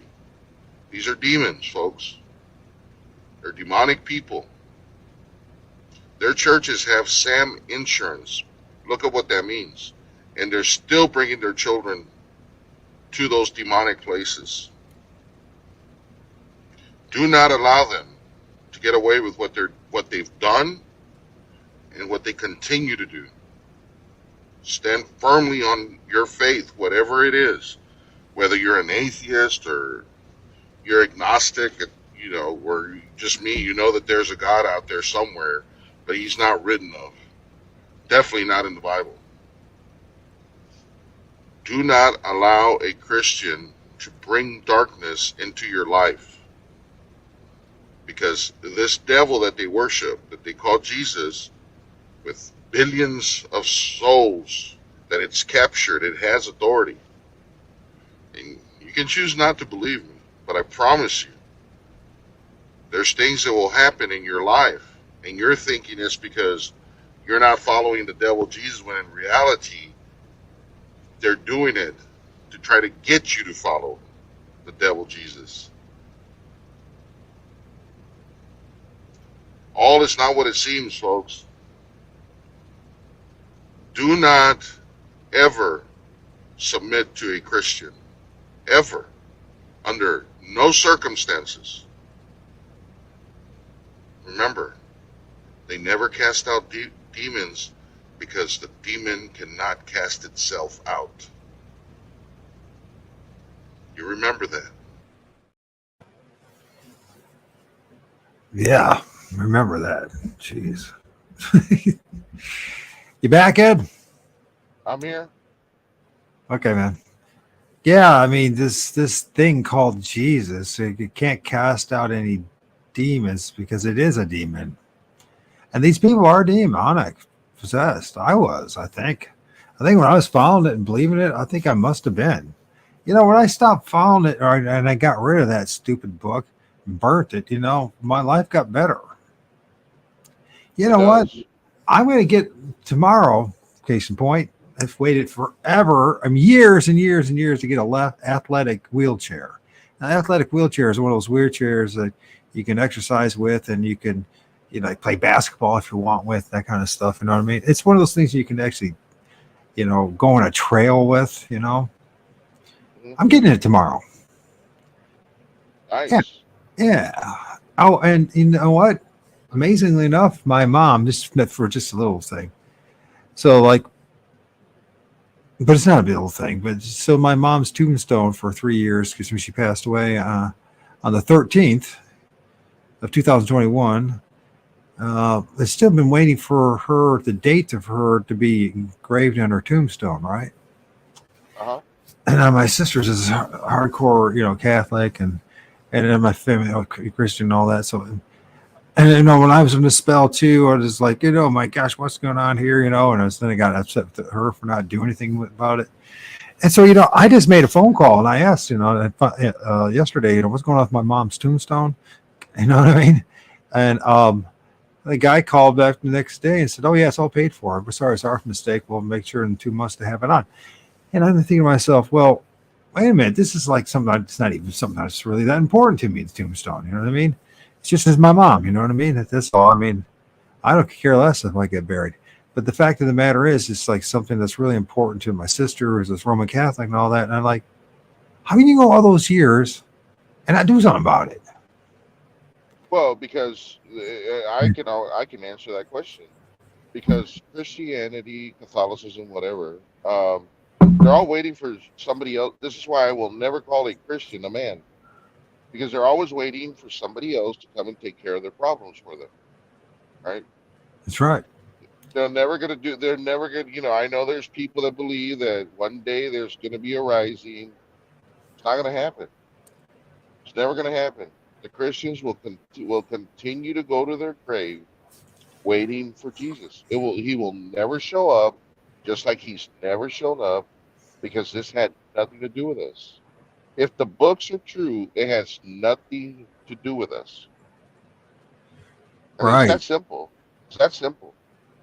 You can choose to accept it. A lot of people are confused because, well, I believe it's true, so therefore it must be true. No, that's not the way truth works, right? Just No, because you believe something doesn't make it truth. And just because you don't believe something doesn't mean it's not true, you know? exactly. You got to find out. You have to do the research. You have to do the hard work, one way or I another. mean, yeah, and we've already done all that. On my Discord page, there's tons of information there. All my videos. That's why today, I have a lot of fun, man. I respond to people's comments and, you know, people, they make mistakes, right? I'm so well versed and experienced now. I should say I am more versed and more experienced now that I catch them. I catch them all the time. Well, Jesus said this. I'm like, all right, show me where he said that. And they're quoting, the book of Proverbs or something. Like, no, no, no, no, no, no, no.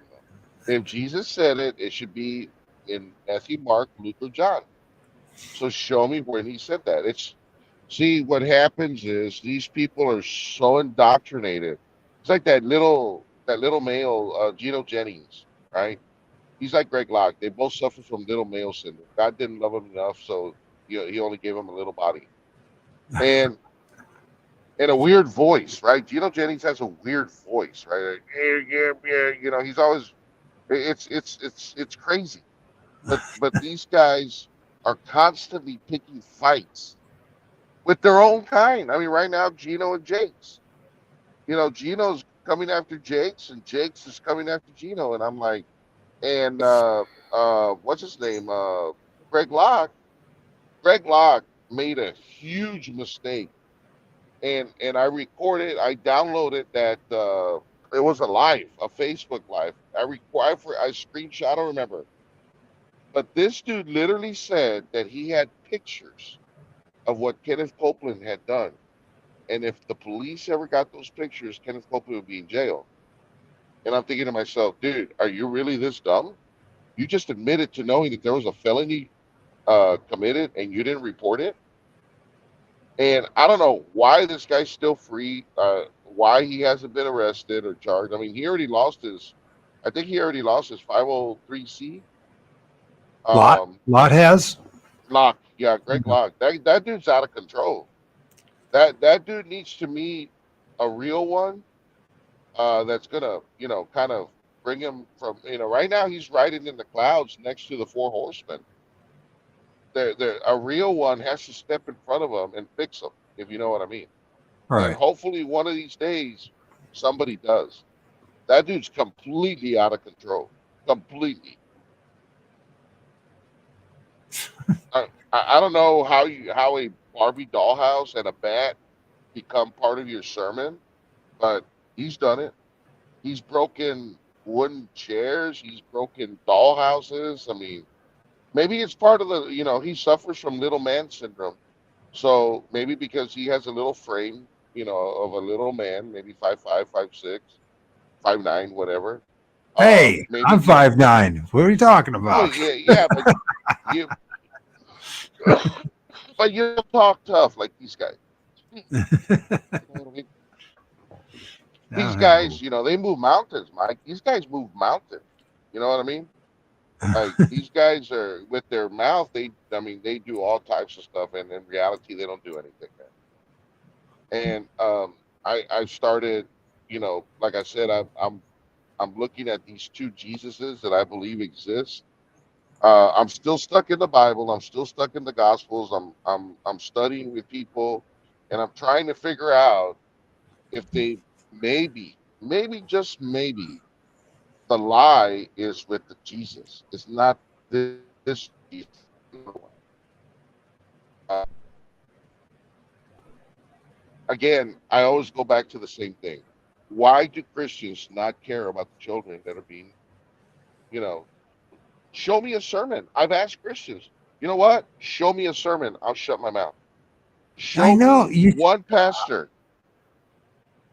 like a riveting, really like all the horrendous things that are going on with the children throughout the world. You know what I mean? Throughout the world. Oh, I mean, just a serious riveting, and also going on with the church and the starvation, all the children in the hospitals and all these diseases. They don't want to do it because they know what's going to happen, right? What's going to happen is the finger is going to be pointed back at them at some point. Well, see, that's what I think. I think not every, but I think most pastors have been compromised by a concubine. I mean, if we're going to use their terminology, and I think they've been compromised, and they have to remain silent at this point.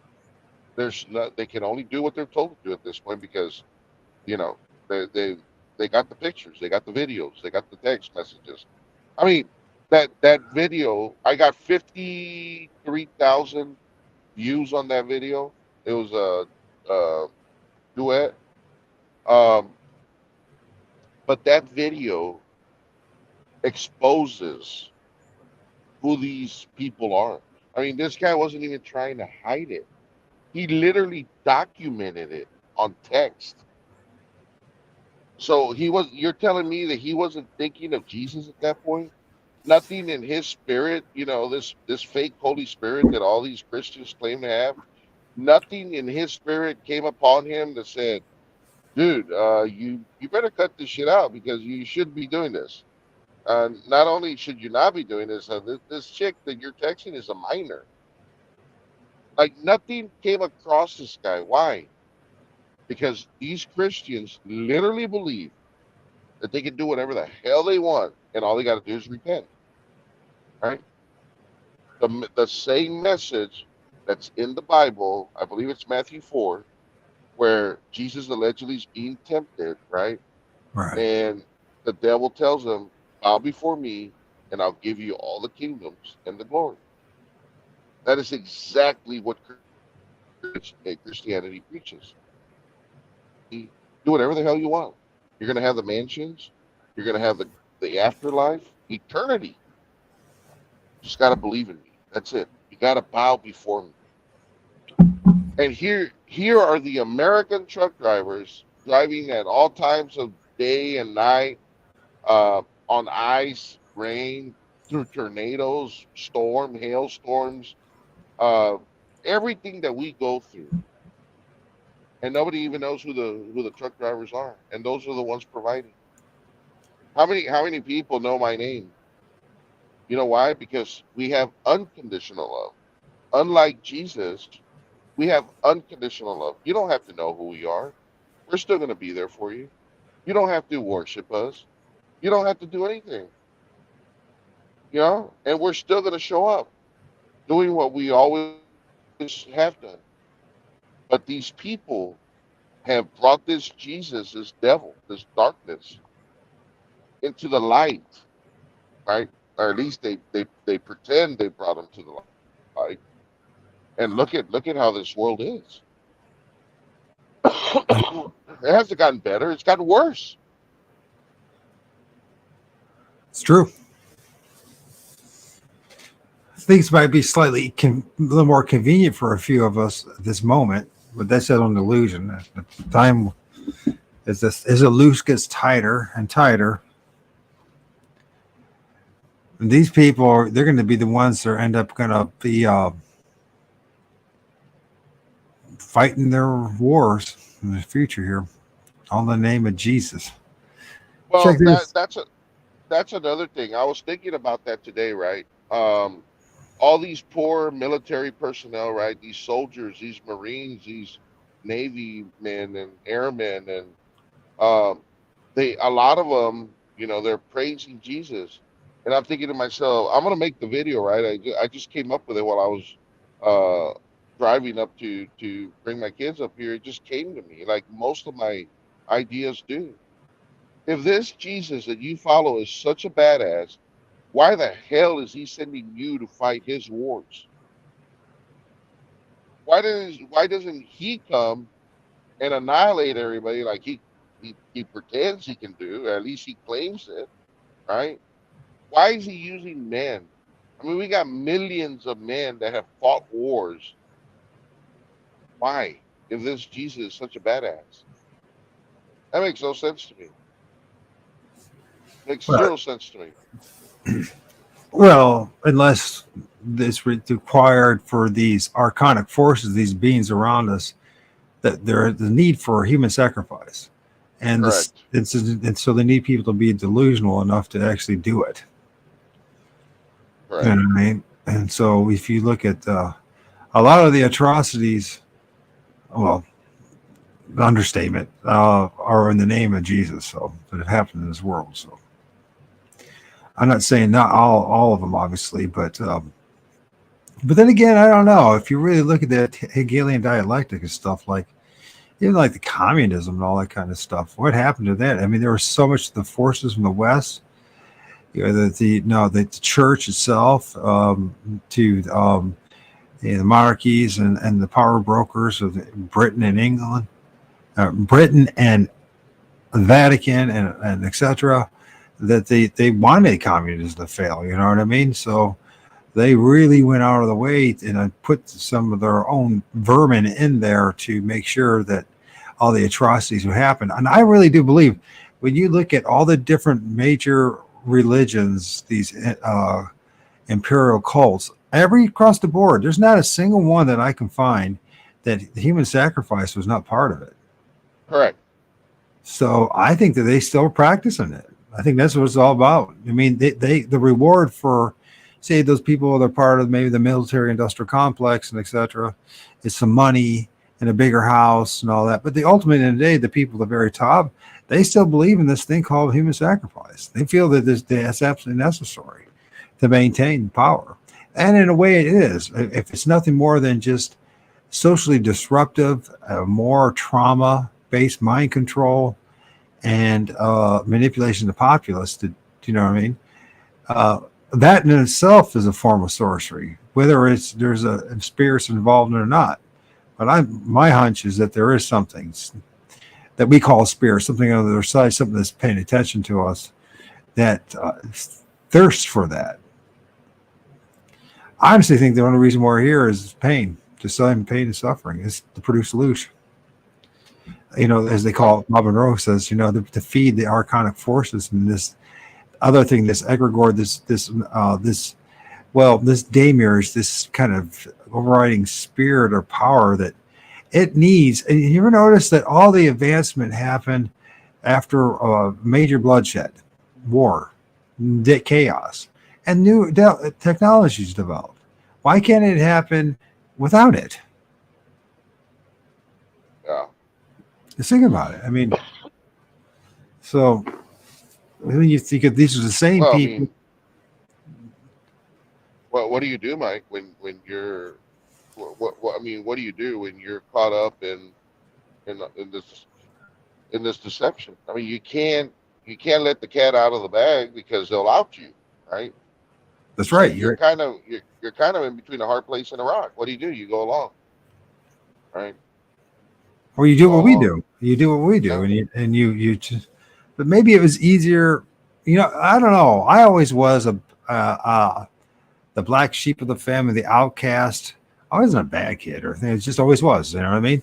And so, in a lot of ways, and I never felt like I ever belonged anyway since a child. I was talking about maybe you weren't here, maybe you did.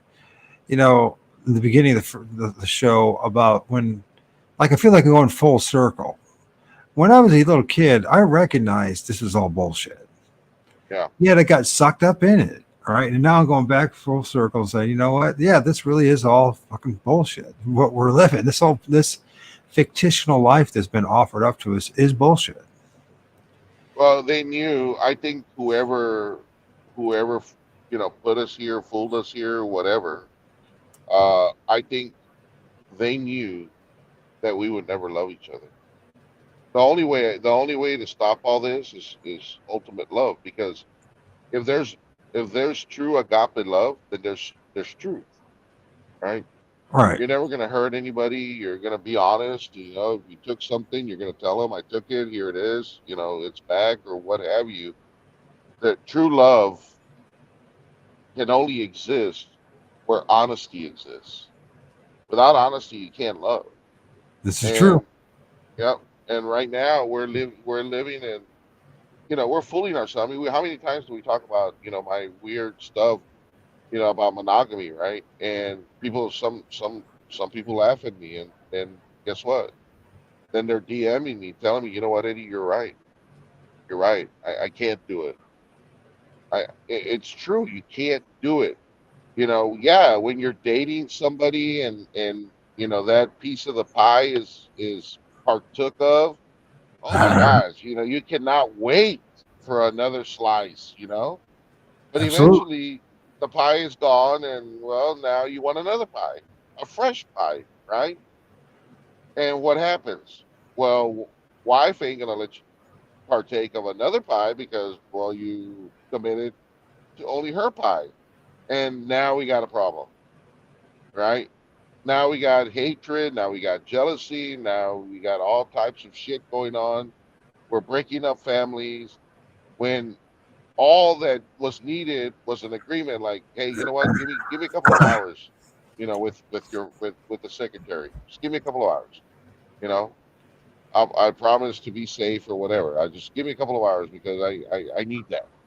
No, Right. we rather destroy a family, like my kids. I've been traveling, with them. I traveled with them 5 hours before I figured out where she wanted them, because she couldn't find a place to put them. Right? She's gonna leave on Saturday. I've had them since last Saturday. I drove all the way up here to the airport in San Antonio, and of course there was a delay, so I waited an extra hour and change to get them last Saturday, and then kept them all the way through Thursday today, because they fly out day after tomorrow. They fly out Saturday back to Boston. So, and I was gonna keep them till tomorrow, but they swapped loads on me. That I was supposed to go originally to Pennsylvania, and I could have left Saturday morning. Well, they swapped me, now gave me this POS New York load that I don't want, and I had to bring them today. And this is what we're doing. And then it gets worse. Then these women and these men, these fathers and mothers, now allow a complete stranger to discipline their non-children.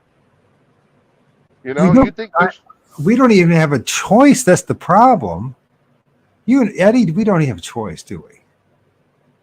I don't have a choice of who she brings over to her house. I have no say in no, it. you don't. I mean, you do, then you're gonna end up like me with problems. But I mean, you can go and I already voiced my opinion about the stuff. What's going yeah, on? Great Outdoors, the Biggie. How's it going, bro? So, yeah, I mean, I know what's going on. You know what's going on. This whole system is rigged up against men. It's funny. Think about female, right? FE stands for the element iron, iron male, iron maiden, iron. What do they use iron for? To make prison bars. Yeah, They created the woman to be a trap, literally, like a giant Venus flytrap. I don't think yeah. that She, women were ever meant to be the way they made them up to be. I mean, I'm not saying that women aren't supposed to have like independence or freedom of thought, or far from it. I think that what's happened to them is they've been totally taken by the system. well, what happened is our fathers, right? The generation of our fathers, in the those born in the fifth 40s and 50s, 60s that are still around. What happened is the woman was supposed to stay home, raise the kids, and every Friday when they got paid, they got dressed up and they went to the bar. And if there was another woman involved, well, so be it, right? It was the duty of the wife to accept it. Well, that shit changed pretty damn quick, right? And you know, now there's men actually staying home and being stay-at-home dads, while the Like women me, are out. Yeah, like me.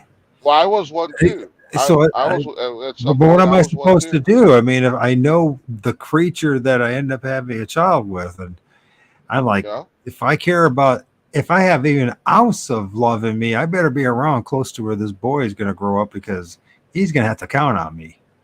yeah, You know what I mean? Even though if it might seem like I'm enabling her, which I'm not really, because the system and everything's against me for correct. numerous reasons. Automatically, Right. automatically. So the thing is, the best thing to do then is just be there for them. Although if I had the Exactly. money at this point, I could probably, if I had the money and the health, I would take her to court and have full custody of them and make her pay. But Yeah, yeah, and I think I could get away with it, but I don't have the health, so that's the problem. So, or the yeah. money. So you got to think, play everything out the way was best for you and your circumstances. So for my circumstances, is like, you know what? I can't use the money or the health issue to keep me from being there for my son.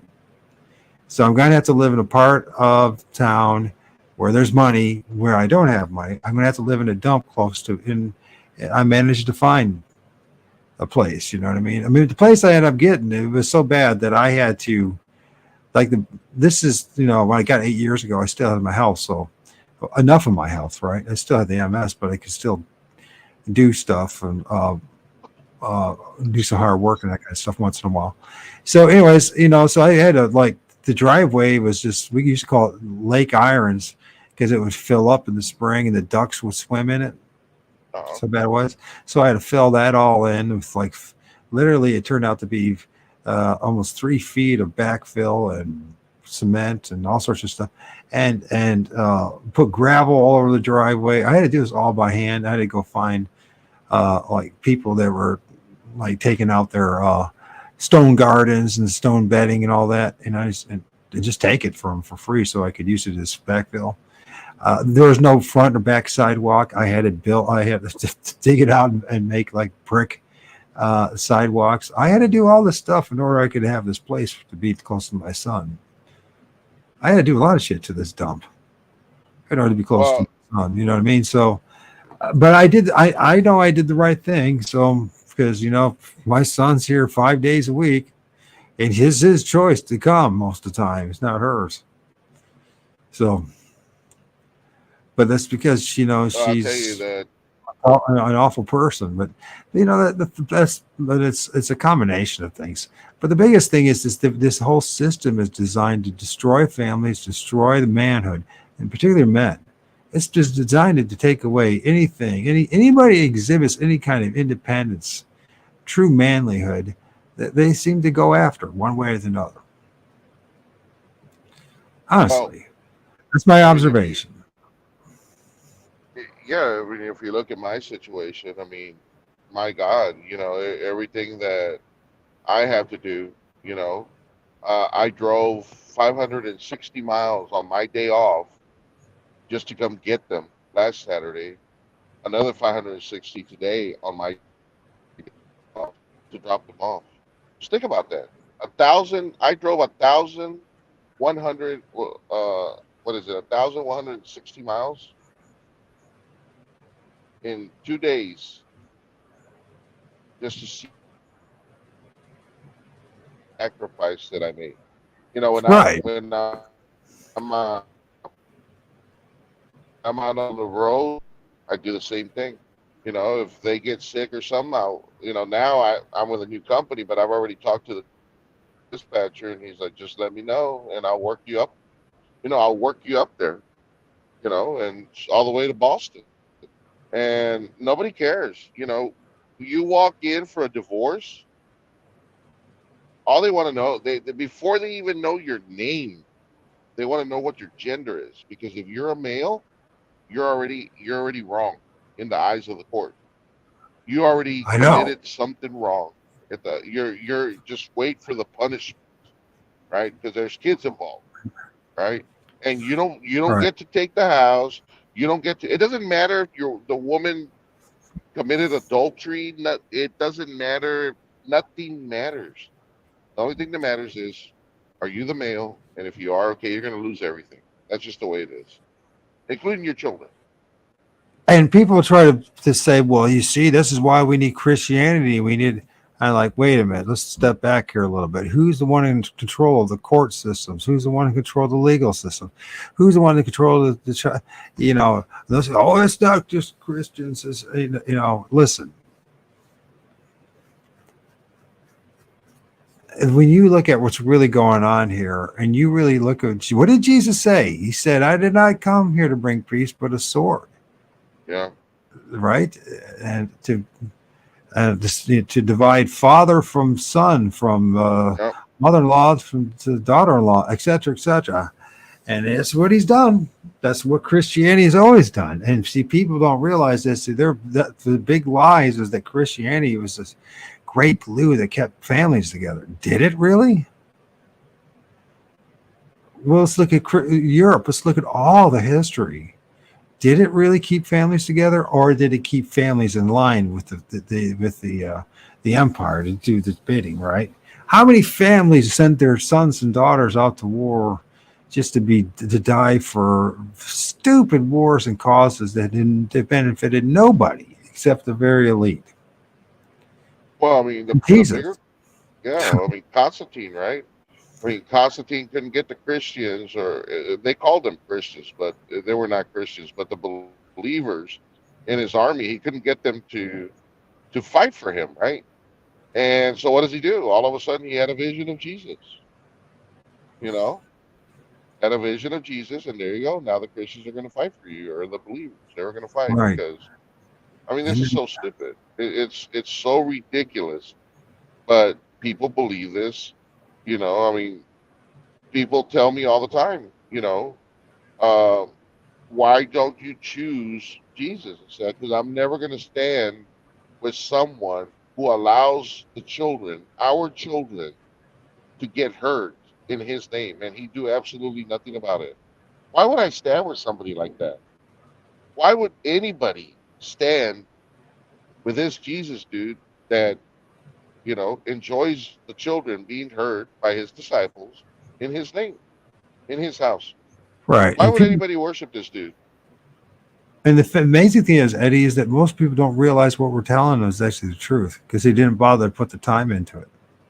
Right. That even if they're atheists, or even if there's from another religion, or just totally against Christianity, I noticed they haven't really put a lot of time into the same arguments, the same weak arguments are regurgitated over and over again. They themselves want spoon-fed answers, right? That's what they want. They want the same thing. They don't want to put the time into it to know how bad the situation actually is. You know what I mean? Because that means accountability. That's another reason, and nobody's here. They'll be lucky. Be lucky. Maybe we'll get 80 views at maximum. Half of that, to actually listen to this stuff. It's not just because I'm not a likable person, or not the best of hosts. It's because they don't like the topics I bring up, in particular this one. They don't want it because it's talking this way, Eddie. it holds everyone responsible. It puts everybody there out on the playing table and say, "This is show your ass hands. What are you going to do about it?" But it has to be done, and I have to do it for if nothing more than to make my amends to the ethereal realm, to myself, to all those other people. When I mean, I'm not kidding when I said I read the Bible all the way through twice online, Eddie. The New Testament 6 times. Yeah. And for me to be doing this and swallowing crow, you know what I mean? And it's just like, obviously there's something motivating me to make things right. And that's what an honorable person would do, regardless of if they believe in a God or not. An honorable person would see their mistakes and try to rectify it one way or another. But this world penalizes you for that. And this goes back to this whole thing about all these evangelical pastors and priests and every other stuff, and why they just keep pushing the agendas, because in order to be a real man, you're going to have to say, oops, I'm wrong. I took your money. I told you those things that are wrong. You know, and so, but then people will then say, well, we're attacking them because that's their belief. They really believe that who they are is what they believe, is their belief system. Right. And psychologically, that's just so, but not in reality, not in the physical realm, not in the multidimensional realm. You know what? Your beliefs are subject to change with the more information that you get.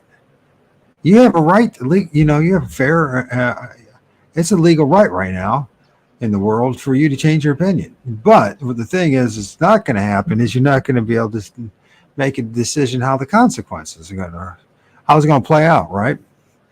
So, you know, I think it's just like, you know, do I want to be one of these people?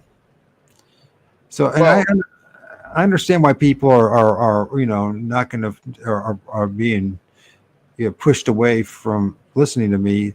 And then they'll use the excuse that it's just me and my communication skills, but that's okay. I'm bringing other people on that have better communication skills. And, you know, you're going to hear the truth regardless. And if you don't want to hear the truth, this is not the place to be. Please do not be here.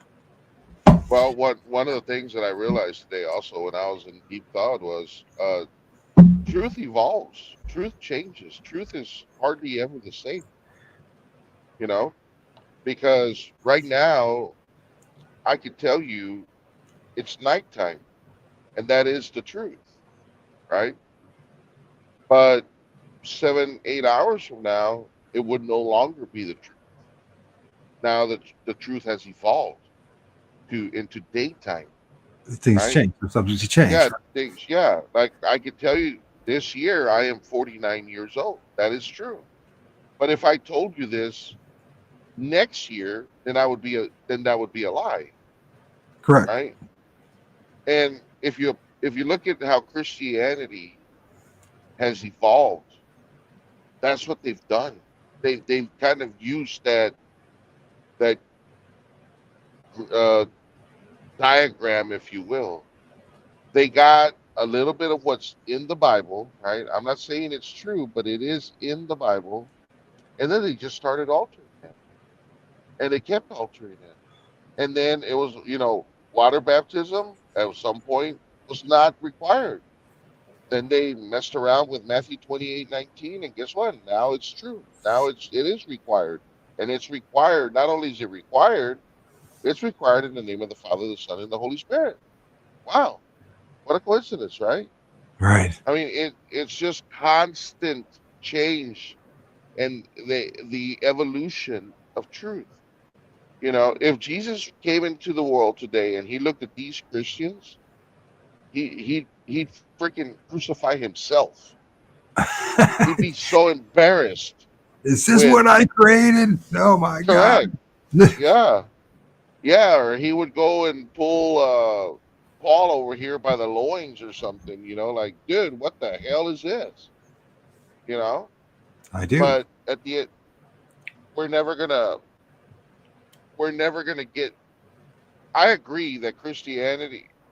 Well, let me say that I'm very optimistic. When people tell me dude, like Mo Dude, right? Mo Dude 44. He's always telling his dad was a pastor. He's always telling me, dude, you're never going to bring Christianity down. I believe that I can bring it down. I believe that truth conquers all because truth is love. And if you're honest, you can conquer this deception of Christianity.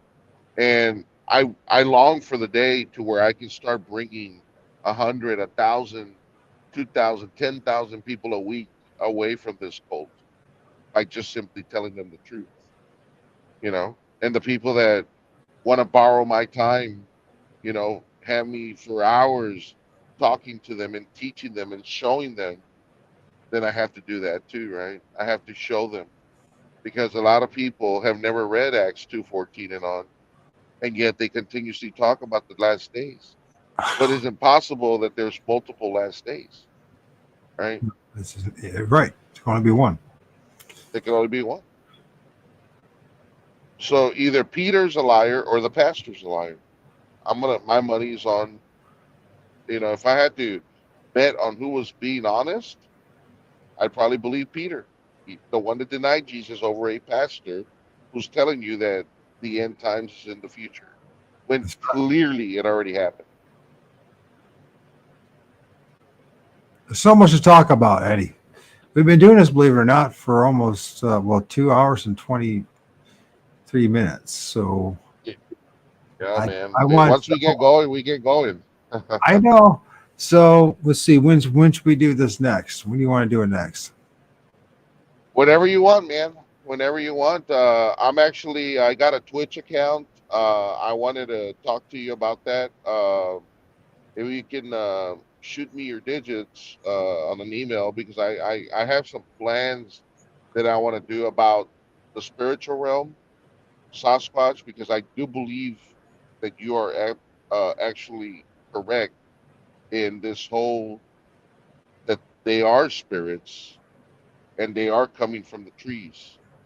Yeah. I just some of the stuff that I've seen, not personally, but like you know during my research, these voices or noises that these things do, these are not animals, bro.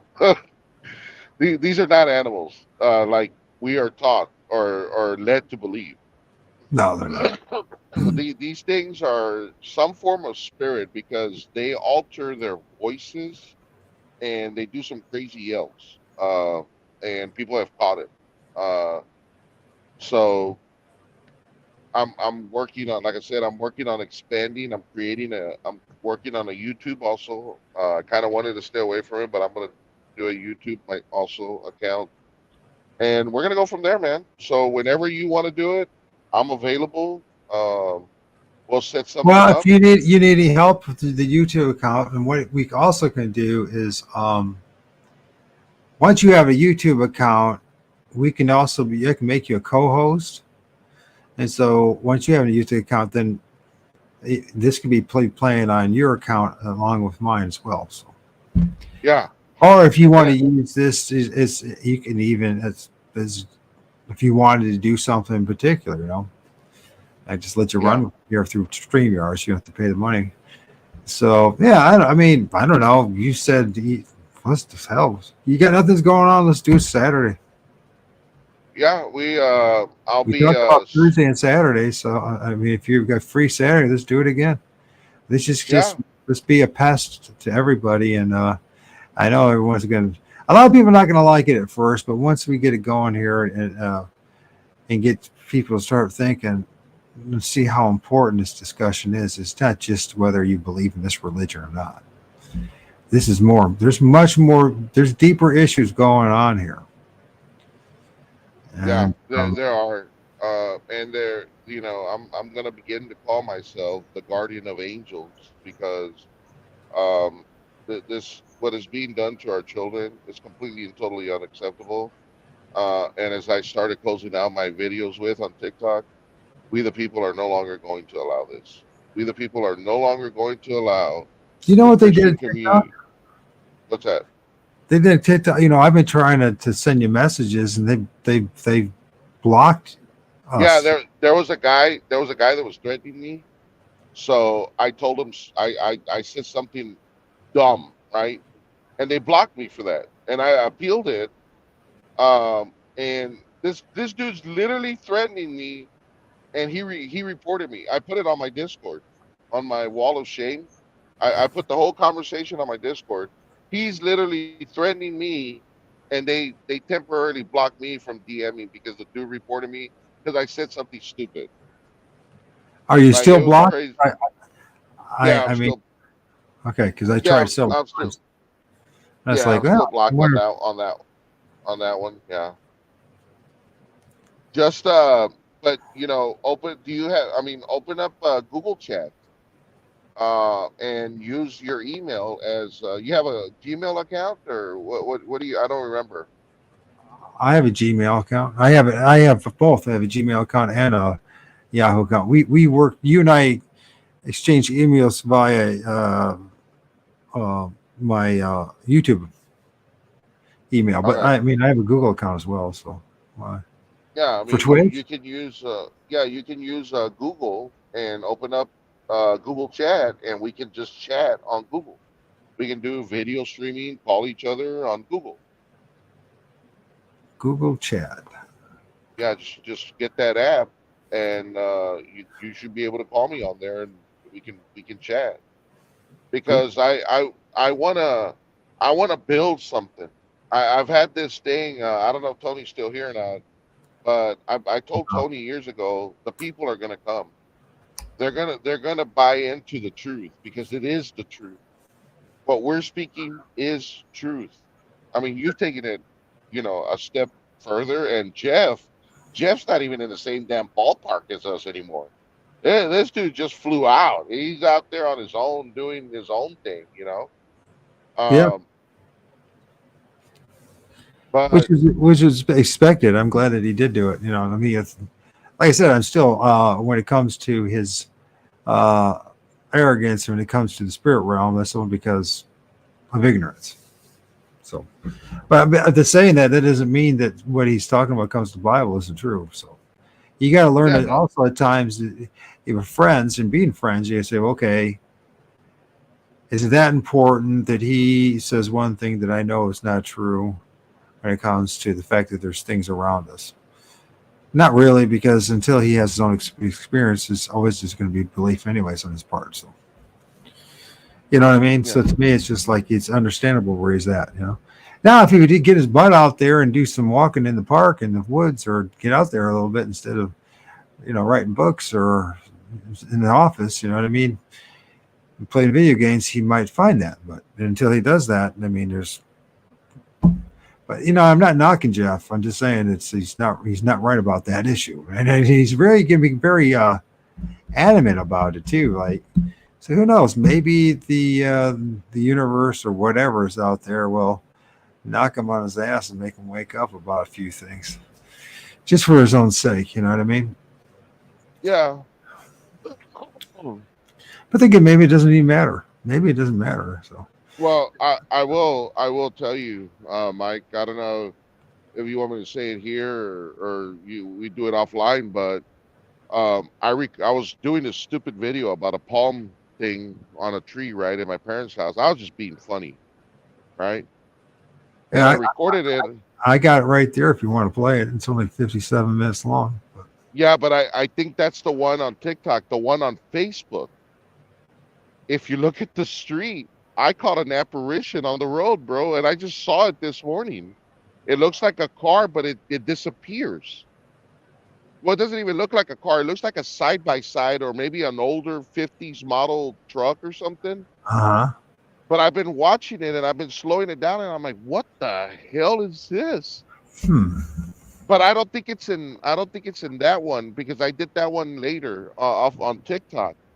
I went live on Facebook, and the one on Facebook's the one that has that. You went live on Facebook when? Uh, was it day before yesterday, or maybe yesterday? I don't think we're still not friends on Facebook, are we? Even if we tried to do it. I think you were supposed to send me, or you're supposed to friend me that or something, and it never happened. Oh, So maybe if oh, you, so I had no idea that you went live. So, and as far but as the Google Chat thing, you just want me to do what with that again? To get it, and then that will allow me to get on. Oh, we can communicate that way. Okay. I Yeah, also yeah, I have Zoom too now, which I think I'm gonna get rid of, but yeah. I pay $17 a month for it. But if I mean, if there's a reason to keep it going, because I interviewed some people that the only way you could interview them is through Zoom, so that's the only reason to do it. But because with Zoom, you can do like presentations and stuff, and we make recording stuff that way too. And then Yeah. then you can then post it on your channel as well. So there's nothing, or I could post it, that kind of, or send you a link, whatever. So yeah, you make it happen, man. It's going to be a brutal ride, but you make it happen, man. As Well, far I as mean, the YouTube thing, but it's so important, and I think that it's even if it's just a 500 people are following you, and only 10 of them pay attention, and of those 10, one that changes the course of their life, you made a success out of it, I think. Well, what I started noticing, Mike, is the atheists, they run away. The believers, some of them stick around because they want to learn, but for the most part, they run away. It's these people that I gather as followers that are, because I, posted a video about mulberries or something, my dad's mulberry tree. Those are the people that I notice they start going through every one of my videos and they start liking them. And these people are not believers nor non-believer. I don't know what their faiths are. They're in other words, They're like us, stuck in the middle. We're all yeah, stuck in the middle. yeah, and maybe it was meant for them to see this stuff, right? Maybe some of them are going to church, right? And they want a way out, and we can help them. I think so. I think it's important mission. I mean, it's the clearer you have a picture of what's going on around you, you realize how important it is. And it's not about being vengeful. It's not about being mean spirited. It's No. actually because you actually care about people. That's what it comes Correct. down to. You have empathy and compassion for people. Well, And we know what the church, how the loving brothers and sisters at the church are going to treat them once they walk away. They're going to turn a cold shoulder. that's true. They're gonna do worse than that. There's a good chance you could end up losing your job, your family, and everything. Oh yeah, But there's people that have actually endured that. Yes. and you gotta be willing. How much are you willing to stand up for? Integrity is one of those things that's we have no responsibility how other people perceive you, but you do have responsibility how you see yourself. Well, let me tell you something, Mike, real quickly. The reason I don't post the company on TikTok that I work for is because there's people that want to report me to the company because I don't believe in Jesus. Think about how stupid that is. It's constant. It's never ending. I get censored all the time for the things I stand for. Jeff gets banana. You get censored to banana on TikTok and everything. And all we're doing is telling the truth. It's amazing. It's a reflection of this place. It has to be. It's this matrix is all about it. The only way he can even maintain the illusion that it has by keep on perpetuating lies. Man, I tell you, 5-6 days ago, I went live. Wasn't even live 5 minutes. I was bananaed immediately, man. Suspended. I filed an appeal. Didn't even say nothing. Filed an appeal, and you know what? It's not because of what you say on the lives, dude. I've noticed this.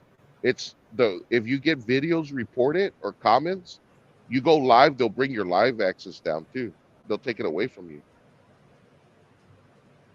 Yeah, I mean that's what's happened to me big time. So it's like it doesn't matter where I go. I find that I'm censored on all platforms now. Whether it's BitChute, which is like Uber is supposed to be the liberal thing from Britain.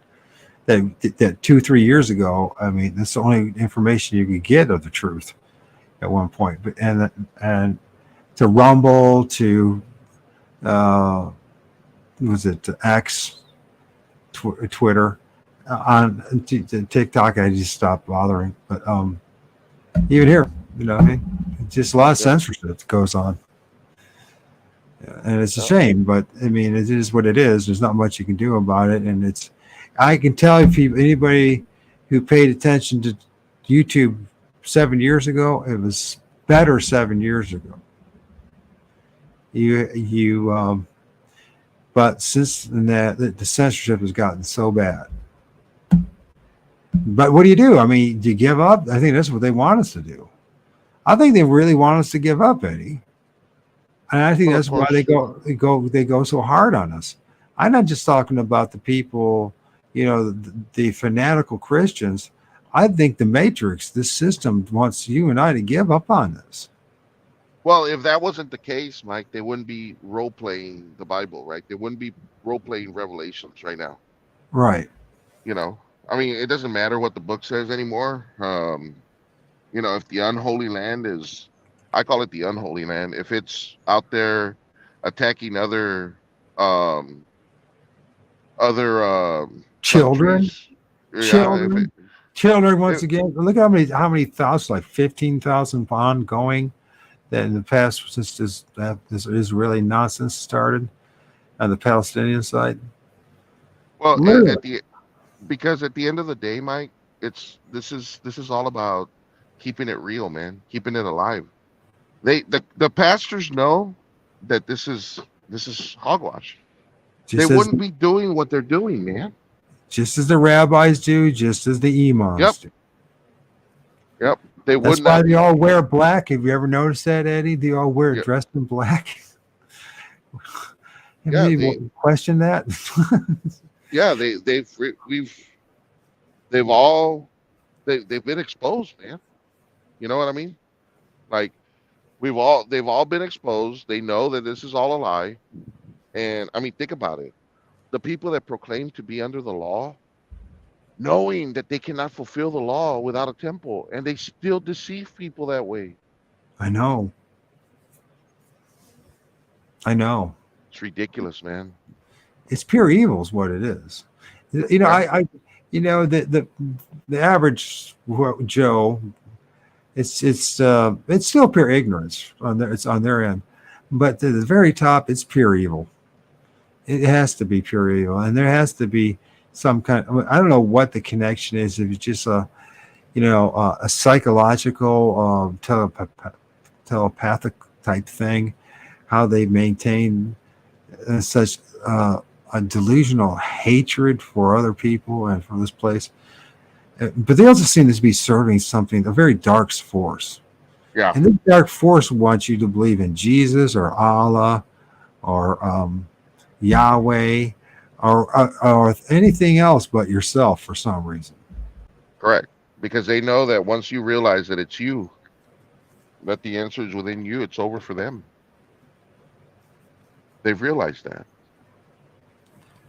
And then then people start really thinking about it and really think about the crimes that have been committed against you.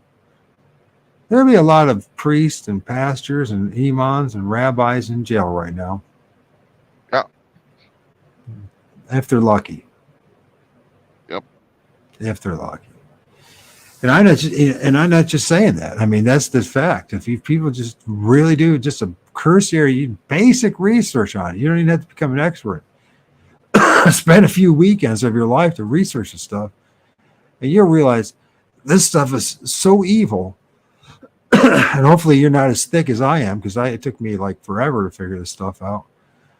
And I had to talk to guys like Eddie and bounce off ideas to finally realize, oh my God, I'm in like a sex death cult. That's what I am. You know what I mean? That's what I am. I'm just in this evil cult that is just there is. And even if I try to separate the religious part and still hold on to the Jesus part, the egregore, I'm still part of it. In fact, I'm probably even a more useful tool for this entity than the ones who are stuck in the religion.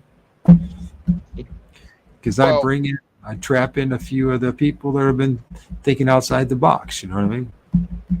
So, Well, for people that care about truth, if all they have to do is go watch 20 of my most recent videos on Holyrollah425 on TikTok, and you're going to see how much Christians really care about the children, because all of them are about the children, and their responses are, "You're never going to bring Christianity down." They don't even mention the children. They don't even care about the children. They never do they? Only if there's No. a perceived, believed miracle. Then they start talking about the Yeah. child. But the rest of them, they just throw them aside. They don't care, don't say anything about it. No one don't want to know anything about it because they don't want to be exposed to who they are. By the way, Holyrollah. That's holy, then ROLLAH, right? Or is it EH? I believe that's it. Hold on. Yeah, I believe because I had It's to. Yeah, I had to AH. change it. So 425. So it's Holyrollah. I don't think it's roller. It's Rollah. So when he's gonna. So you can find him on TikTok and if you want, Alf, you know what? Be free. Let's make it happen again, Sarah. I will have my son, but he'll be busy doing his thing anyways in his room. So might as well talk. And that way, maybe you can hear our conversation in the background too. Yeah. Well, Maybe and if another. nobody else, maybe we'll save my son. I have to go through freaking all this bullshit. At least one layer of the bullshit. That being the hope in an egregore named Jesus to save me, or religion itself, right? Still got a lot of other things to deal with, but at least you can get that thing out of the way. I mean, jeez. Yeah. My son Jacob, who's 12. He I, and I understand. I was out trying to make a living. When the money was good, I loved them. When I no longer had the money that I used to have, I no longer loved them. So he's telling me all this, right? And I'm being very respectful, right? When I wanted to blow up so bad, but I listened him out. I just listened to him and I told him something that changed his life forever and our relationship forever. I'm like, son, you know that if I didn't love you, all I would do was deny you, and I would get this child support thing taken away. I wouldn't give a damn about you. But you know what? I'm risking going to jail for you because I claim you as my son, and I'm behind on child support because I was 1099 at the time. Now on W-2, now it's automatically being deducted, which is one of the reasons I went W-2 is because I don't have a choice anymore, right? They Right, they right. pay it. It's garnished, right? And I know. I told him, I told him, I said, you think about what everything that you just said, and then you think about what I'm actually doing. If I didn't love you and I didn't give a damn about you, I wouldn't be risking my freedom to keep you as my son. Do you think about that? That's the last time I ever heard about anything, man. Because he realizes now that if I'm willing to risk my ass going to jail because I'm behind on child support or losing my license, then I must love him, right? Right. I see where you're coming from, man. Absolutely. We do make, there's a lot of, it's not very glorious when it comes to the father part and the sacrifices that are made. No. No, we don't get any much respect. But we Whenever you still, have a chance, whenever you have a chance, or if you can close this out with Dax and Darius Rucker, the song "To Be a Man," that is my alma mater, man. That is my anthem. Because if you listen to the words on that song, it explains everything that we're going through, Mike. if you could send me a link to that, I mean, I can do it next time. I don't have it set up for that. So, what the Okay, I problem got is, you. I have to record it, and then after record it, then put it on StreamYard. I can't just play a video because Okay, I got you. the audio just goes. People can't hear it, so half the time. Yeah. So, and then there's all sorts of other things. So yeah, but send me a link to it, and then I'll definitely make a video of it and put it up. All right, man. And I guess if we're agreement, we're coming back Saturday. I mean, that's one of the things too. I'm liking this crossroads too, Eddie. It's like I don't think I'm going to learn any more from the Bigfoot community. You know what I mean? It's either it's like being pushed to be part of some cult, and I'm not going to do it. I'm not going to join the cult. You know what I mean? And I Yeah, made it I very hear clear you. over and over again, I'm not joining the cult. So Yeah, I'm now in a dilemma because, it's like, I don't mind interviewing people as well about it, but I mean, I'm going to be talking about deeper stuff. I mean, I'm still going to be talking about Bigfoot and Sasquatch because it is a very deep and shocking topic, but I mean, listen, I'm not, if I can't find anybody else to really talk, really talk about this stuff or what's really going on, then I'll just do it myself. You know what I mean? yeah. But I'm not going to play this game because I see what's happening. It's like in the Bigfoot community, there's like, especially on the woo side, there's a lot of people who are trying to turn Bigfoot into some kind of demigod. Yeah. And it's just something that we're hardwired to do. I mean, what's wrong with us? Yeah. Do you really want Yeah. another demigod? I can always imagine like Bigfoot's thinking, "Oh, thanks for making me a demigod. Thanks a lot." Yeah. You know what I mean? But no, I mean that there's something going on, not only with the trees and what's going on under us and around us, and we do need to talk about it. I think that's part. I mean, that's all part of the pursuit of the truth. Nothing but the truth, right? To pursue the truth, and that means it's going to take you places that you didn't want to go, that you don't want to go. But in order to find the truth, you have to push through. And if it makes you the most unpopular person in the whole wide world, you still got to do it. If that's what Well, you not, value. And if you don't yeah. value it, then go back into the matrix, because the matrix is more than happy to gobble you up again. All it wants is more than anything is for you to operate in beliefs. Make Well, up. not only does truth push you to places you don't want to go to, it pushes you to say things you don't want to say. That's right. That's right. Ask me how I know. Ask me how I know. How do you know, Eddie? Yeah. Of course I know. Been, So yeah. been awesome, man. Been awesome. Yeah. We'll see you on Saturday. Yeah, it looks like Saturday. Let's make it 9 for Saturday. Would that work? That's 9 Eastern. That would be Yeah, 8. perfect. That would be 8 for you. That way it's not 7, and that way I perfect. have time to do something with my son. Because usually at night he doesn't want to do anything with me. We don't really watch movies, although thanks to you, Netflix, we tried to watch a couple together, but we're like the weirdest father and son team. We don't want to watch movies. Does that make sense? He wants to do his thing. I'm going to do my thing. We do get together. We hang out. And we're there all the time with each other. But he's like, he doesn't like the movies I like. I don't like the movies he likes. He's 12 now, you know what I mean? And I'm just like, did I just dodge a bullet? Because it's good. And I don't know about this, Eddie, but for you, but for me, because we don't watch movies and stuff, or that when we get in the car, we don't like listen to the radio or anything like that. It forces us to talk. Correct. Isn't that shocking? It is. It is. But in my case, in my scenario, I don't get to see my kids. Like right now, I just dropped them off, and you get the tears in the eyes, and it sucks. I get to say every time I hand off, and I have all time. You know what I mean? I still feel it. It's very tough for me and It's injustice for them.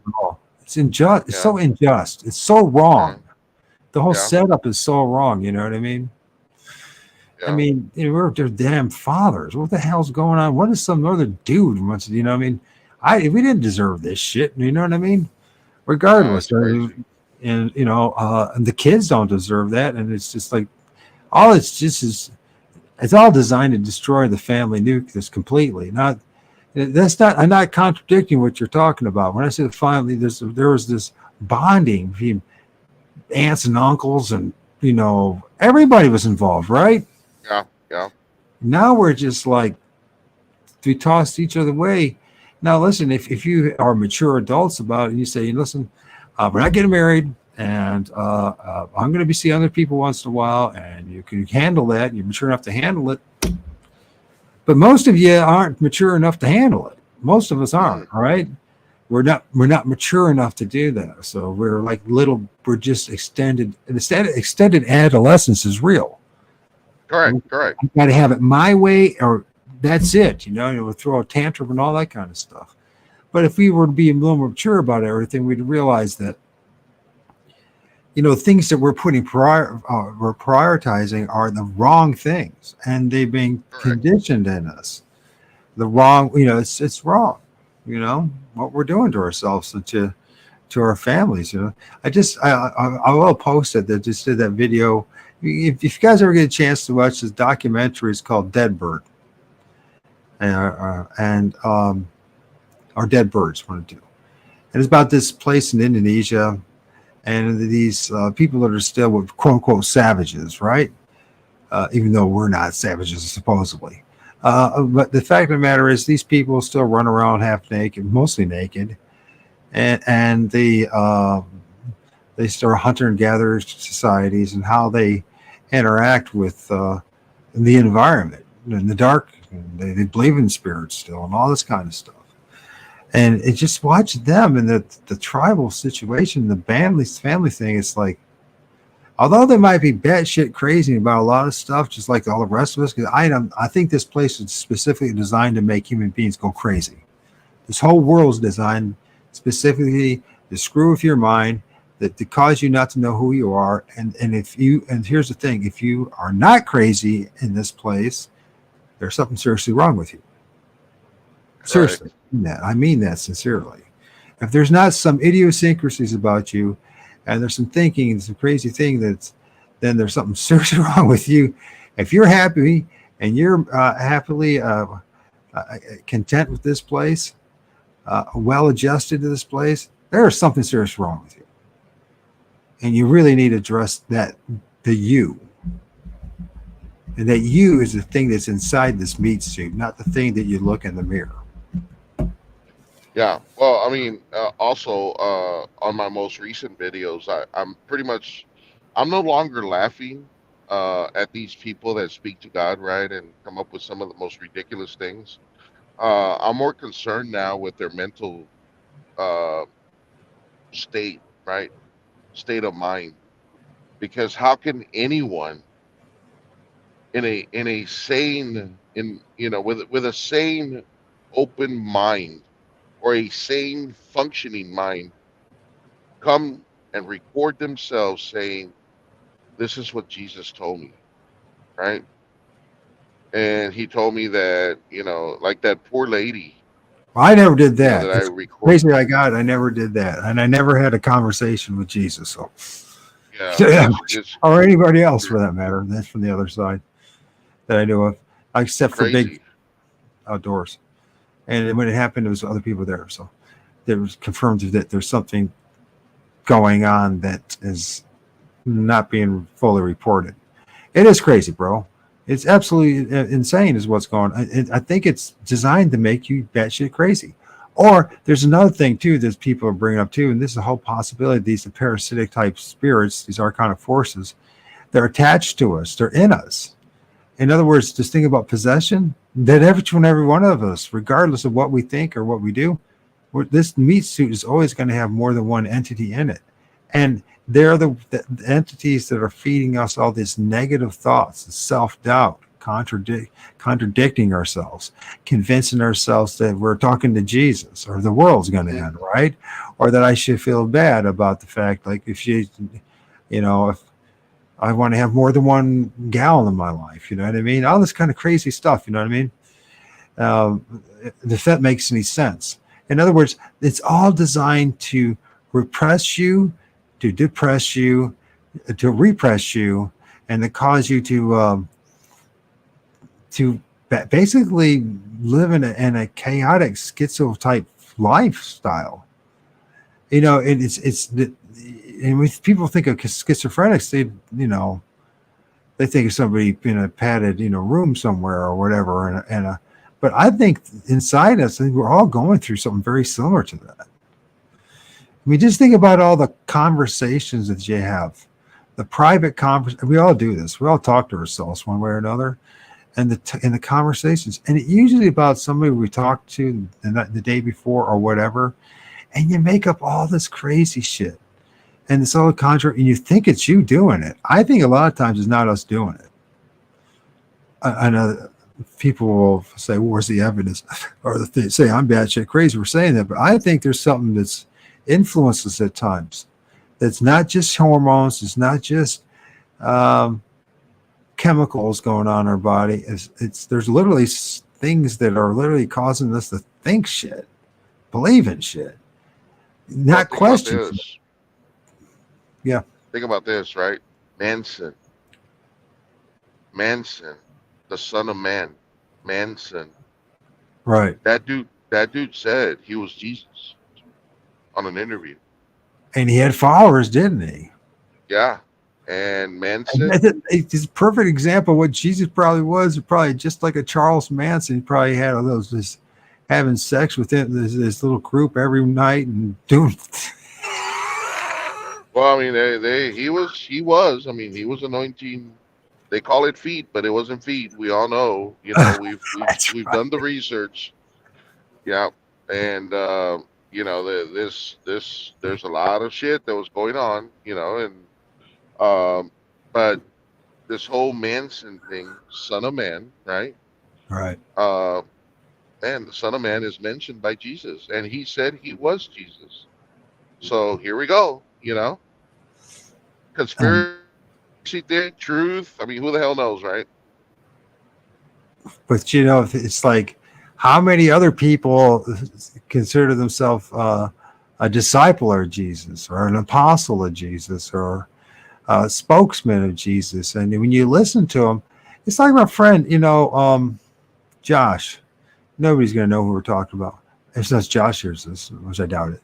So, but he's still going at it. I'm just like, dude, you're a really smart cat. Why are you not pulling the trigger? Why aren't you not being honest about what you're dealing with? It's almost like there's something. I mean, there's something wired with them wrong. You know what I mean? I mean, why? Does that make sense? I'm not knocking the guy. What I'm trying to say is, it's just like he's like trying to. He's constantly making up new stuff to justify his belief in Jesus. Now that's the problem, and that's what you have to do if you're going to keep down this road and you're going to use the brain that's been given you, you know what I mean, and the ability to discern anything. You're going to have to keep on lying yourself, making up shit, sound like a batshit crazy. You know, you're going to be irrational, illogical, and I mean, I understand that's part of the realm too, but man, dude, you just give it up, hang it up, man. You're. I mean, he's hanging out with the same. It reduces you back to the same old psychos, or even worse. You know, that's one of the things that it caused me to finally say enough is enough. Right? It was last year, this time. I'm listening to all these like Josh and you and everyone else in their rooms, and listening to all the endless arguing, debating, and literally arguing about stupidest shit. And it was between Christians against Christians. Alleged Christians. And I'm like, this cannot be of God. The amount of confusion and everyone yelling and judging each other and going back, this cannot be of God. And I said, this book is black magic. This is 100% black magic. And the moment I let that thing go, my thinking started clearing up. You know, I mean, it's not perfect in any way, shape, or form, but it's, I can perceive, I can think better, I can be more aware and honest about what's going on, you know. And this whole thing about being alone, well, I don't. Do you feel alone, Eddie? You know, we're alone. I mean, I don't feel alone. I'm alone. Most of my life, the past 6 years, I've been alone. But do you feel alone, like inside, like really, like you gotta be with somebody, you gotta be, or you gotta be with Jesus, or you gotta have something out there to hold on to. No, I think when you start letting go of all this shit, you start to find your own self. You start to have some kind of understanding or peace with that which is you, the good, bad, and the ugly, regardless. You know what I mean? I don't know if that makes any sense, Ed. But We've been Well, it going at does. Yeah. We've been going at this for 3 hours, so I'm going to end this live. Ed, thank you for joining us. Thank you for joining me, and for those that are still sticking around and listening, and those who go back and go back to the beginning and listen to the stuff and really think about what we said. I understand where we're going at. We're not really going. How do we say this? We're saying this because we genuinely have empathy and compassion for this place and how everyone's been victimized by this thing, the system called Christianity. And it really we need to do something about it.